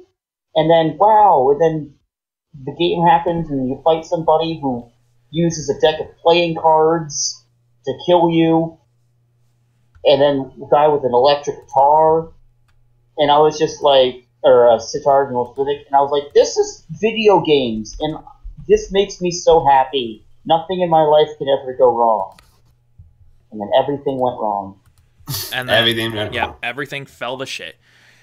I love this series. Matt, are there any memories you want to briefly mention? It brought me closer to my cousins. Ooh. Because my older cousin, she also really liked Kingdom Hearts a lot. And she was the one who introduced me to it, so. That's and Kingdom Hearts. Cool. Yeah, it is. And and now, I mostly just remember, like, Kingdom Hearts is also probably responsible for me keeping my love of Disney into adulthood, to be honest. I can see that. Because I had a phase, it's like, oh, Disney's lame. And then I played Kingdom Hearts again, I'm like, wait a fucking minute. Disney's fucking awesome. Fucking rad. Disney's fucking rad, dude. And yeah, so that's pretty much it. Yeah. I mean, Nick, are there any memories with Kingdom Hearts you want to briefly mention? Definitely, and I guess it would be Kingdom Hearts 2 for especially that. Listening to Sanctuary / Passion, just hearing you Tadahiko's voice, it made me cry, and then hearing how Yoko Shimomura composed the OST, composed the game. It made me love just music in general, just video game music. At first, I was like, all right, that's some cool music playing in a game I used to play before.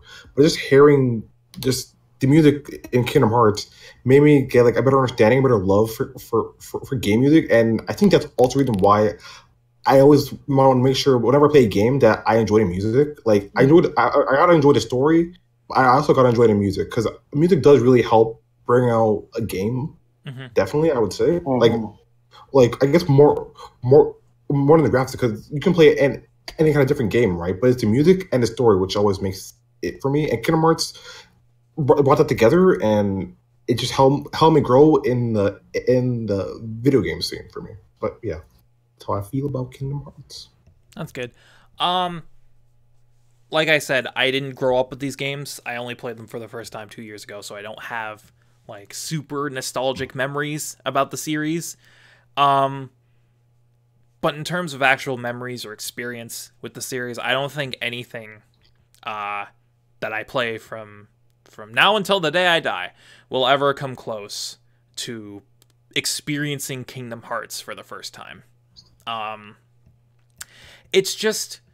It's ironic because it's Disney, and this might sound a little cheesy, but it was something that was truly magical. Like there's this whimsical charm to Kingdom Hearts that I don't think is rivaled in any other franchise ever. just sitting down and finally playing KH1 for the first time and beating it in like a week. Staying up until like 3 a.m. in the middle of June to beat Kingdom Hearts 2. Like, playing Birth by Sleep like days before I had to move, and just marathoning it so that I could get it done before I had to pack up my PS4. Like, those are memories that are always going to be with me, and while they're not super relevant, and, you know, while they're not super important or anything, they'll stand out in my mind. And again, I don't have a nostalgic bias towards the series, but just feeling the way I felt when I played these games for the first time is something that will always be with me. And again, I don't think it's going to be rivaled in any other game that I'll ever play. With that being said, though, 3 hours later, I think it's finally time to wrap up this podcast. We talked a lot about Kingdom Hearts. Yeah, we spent way too much time on Kingdom Hearts, which I think we spent so much time on Kingdom Hearts, and it's kind of like, it's to the point where it's kind of like, I think we talked a little too much about Kingdom Hearts, like a little like too, like, compared to like what a normal person should be talking about. If you didn't know we were losers before, I could keep going. Well, maybe you can do that on your own podcast, Nick. Oh yeah, probably. Kingdom Hearts Part 2. Kingdom Hearts Part 2, featuring all the same people. Another 3-hour discussion. But with that said, I think we've talked all we can about Kingdom Hearts. So let's wrap this up. Thank you very much for watching this episode of the Bearded Banter Podcast. If you like what you've seen, you can subscribe to BGN for more great gaming content. We do Let's Plays, unboxings, live streams, podcasts. We do a bunch of great gaming stuff here. Go ahead and subscribe. And, Spencer, what else do we do?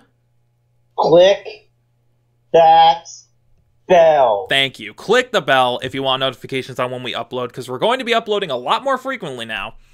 Yes. I have been your host. Actually, speaking of which, yes. How about we do that second story of Sonic Adventure? Yes, we will do that eventually. I guarantee you we will do that. With that said, we're wrapping up this episode of the Bearded Banter Podcast. Thank you very much for watching. I have been your host, Shane the Beer One. You can find me on Twitter at BeardedGamingN, where I post all stuff related to BGN. And I also post some personal stuff about my thoughts on games, anime, movies, etc. I also post a bunch of dumb memes. So if you like memes, go follow me on Twitter. With me, I have my co-host, Matt Legion Rex. You can find him on Twitter and YouTube at Legion Rex. His channel is kind of dead, but if you want my channel's dead, I want to try to get it back up at some point. I've just been very busy with the Gap. I've been running that, and it's been going well. And also, I'm very active on Twitter. If you want to follow him, I am very active on Twitter. Yes, go follow him on Twitter at Legion Rex if you want some very in-depth opinions on movies, games, anime, and the entertainment industry. And the occasional memes. And I do get political sometimes, so if you don't like that, just fair warning, you can mute that stuff. But yeah, go follow him on Twitter. With me, I have my other co-host, Spencer. You can find him on Twitter at Beery Burton with 2 E's. 2 E's. Where he posts a bunch of dumb stuff and follows a lot of cosplayers. So my father was killed by a devil orange tree called Jim Jim John. At this point, I feel sweet apple falling from Sora and sexual intercourse is dead. I forgot that existed. That's his my fucking pin tweet. That's my pin tweet. Is that still your pin tweet? It is. Oh my god! I need to find this. Oh no! I forgot that was fucking real. Oh my god. Anyway, go follow him on Twitter at Beery Burton, 2 E's, for dumb shit like that. Yeah. And with us, we have our special guest, Nick, aka First Soul. You can find him on Twitter at The First Soul, and also his YouTube channel. It's definitely Final Soul. It's definitely the final. Yeah, it's the Final Soul. Did I fuck that up? You said the First Soul. It's not the First Soul. Final Soul. You know, Nick, I apologize. I knew your name. My brain is just dumb. Anyway, let me try that again. Let me try that again. With us, we also have our very special guest, Nick, aka The Final Soul. You can find him on Twitter at The Final Soul, and also on YouTube in the link in the description, where he does his own podcast, Fate/podcast, where he talks mostly about anime, but goes into other miscellaneous topics along the way. Go check him out. I listened to your most recent episode about Madoka Magica and Magical Girl anime. It's very good. And I'm on it. And also Matt's on it. And I am on it. Yeah, Matt's on it. If you weren't sold on Nick, go watch it for Matt. we talked about Madoka Magica for like 2 hours, Yeah. so there's that. But anyway, thank you very much for being on the show, Nick. I hope to have you on future episodes. Thank you for having me. I'd love to be on other shows as well. We also hope to have you on The Gap at some point, which is our anime podcast that Matt and I run. Also in the link in the description, if you want to listen to us talk about anime instead of video games, go check that out. We do that every other week. And with that said, new episode coming out next Monday. Yeah, it should be. It's going to be. As you hear this. It will be Gap is next Monday, and we'll be covering Gun Sword. So if you want to check that out, go check that out. So with that said, let's wrap things up here. Thank you very much for watching another episode of the Bearded Banter Gaming Podcast. We will see you in 2 weeks with another exciting episode. I have been your host, and I am joined by all of my lovely friends, and we will see you guys next time. Keep on gaming, everyone. Yeah! Bye-bye. What the fuck was that? I don't know. I was stretching, sorry. Okay. Did you cut the recording? No, I'm still recording. Oh, we're still recording. Keep on gaming, everyone. Yeah, keep on gaming, everyone. We'll see you next time.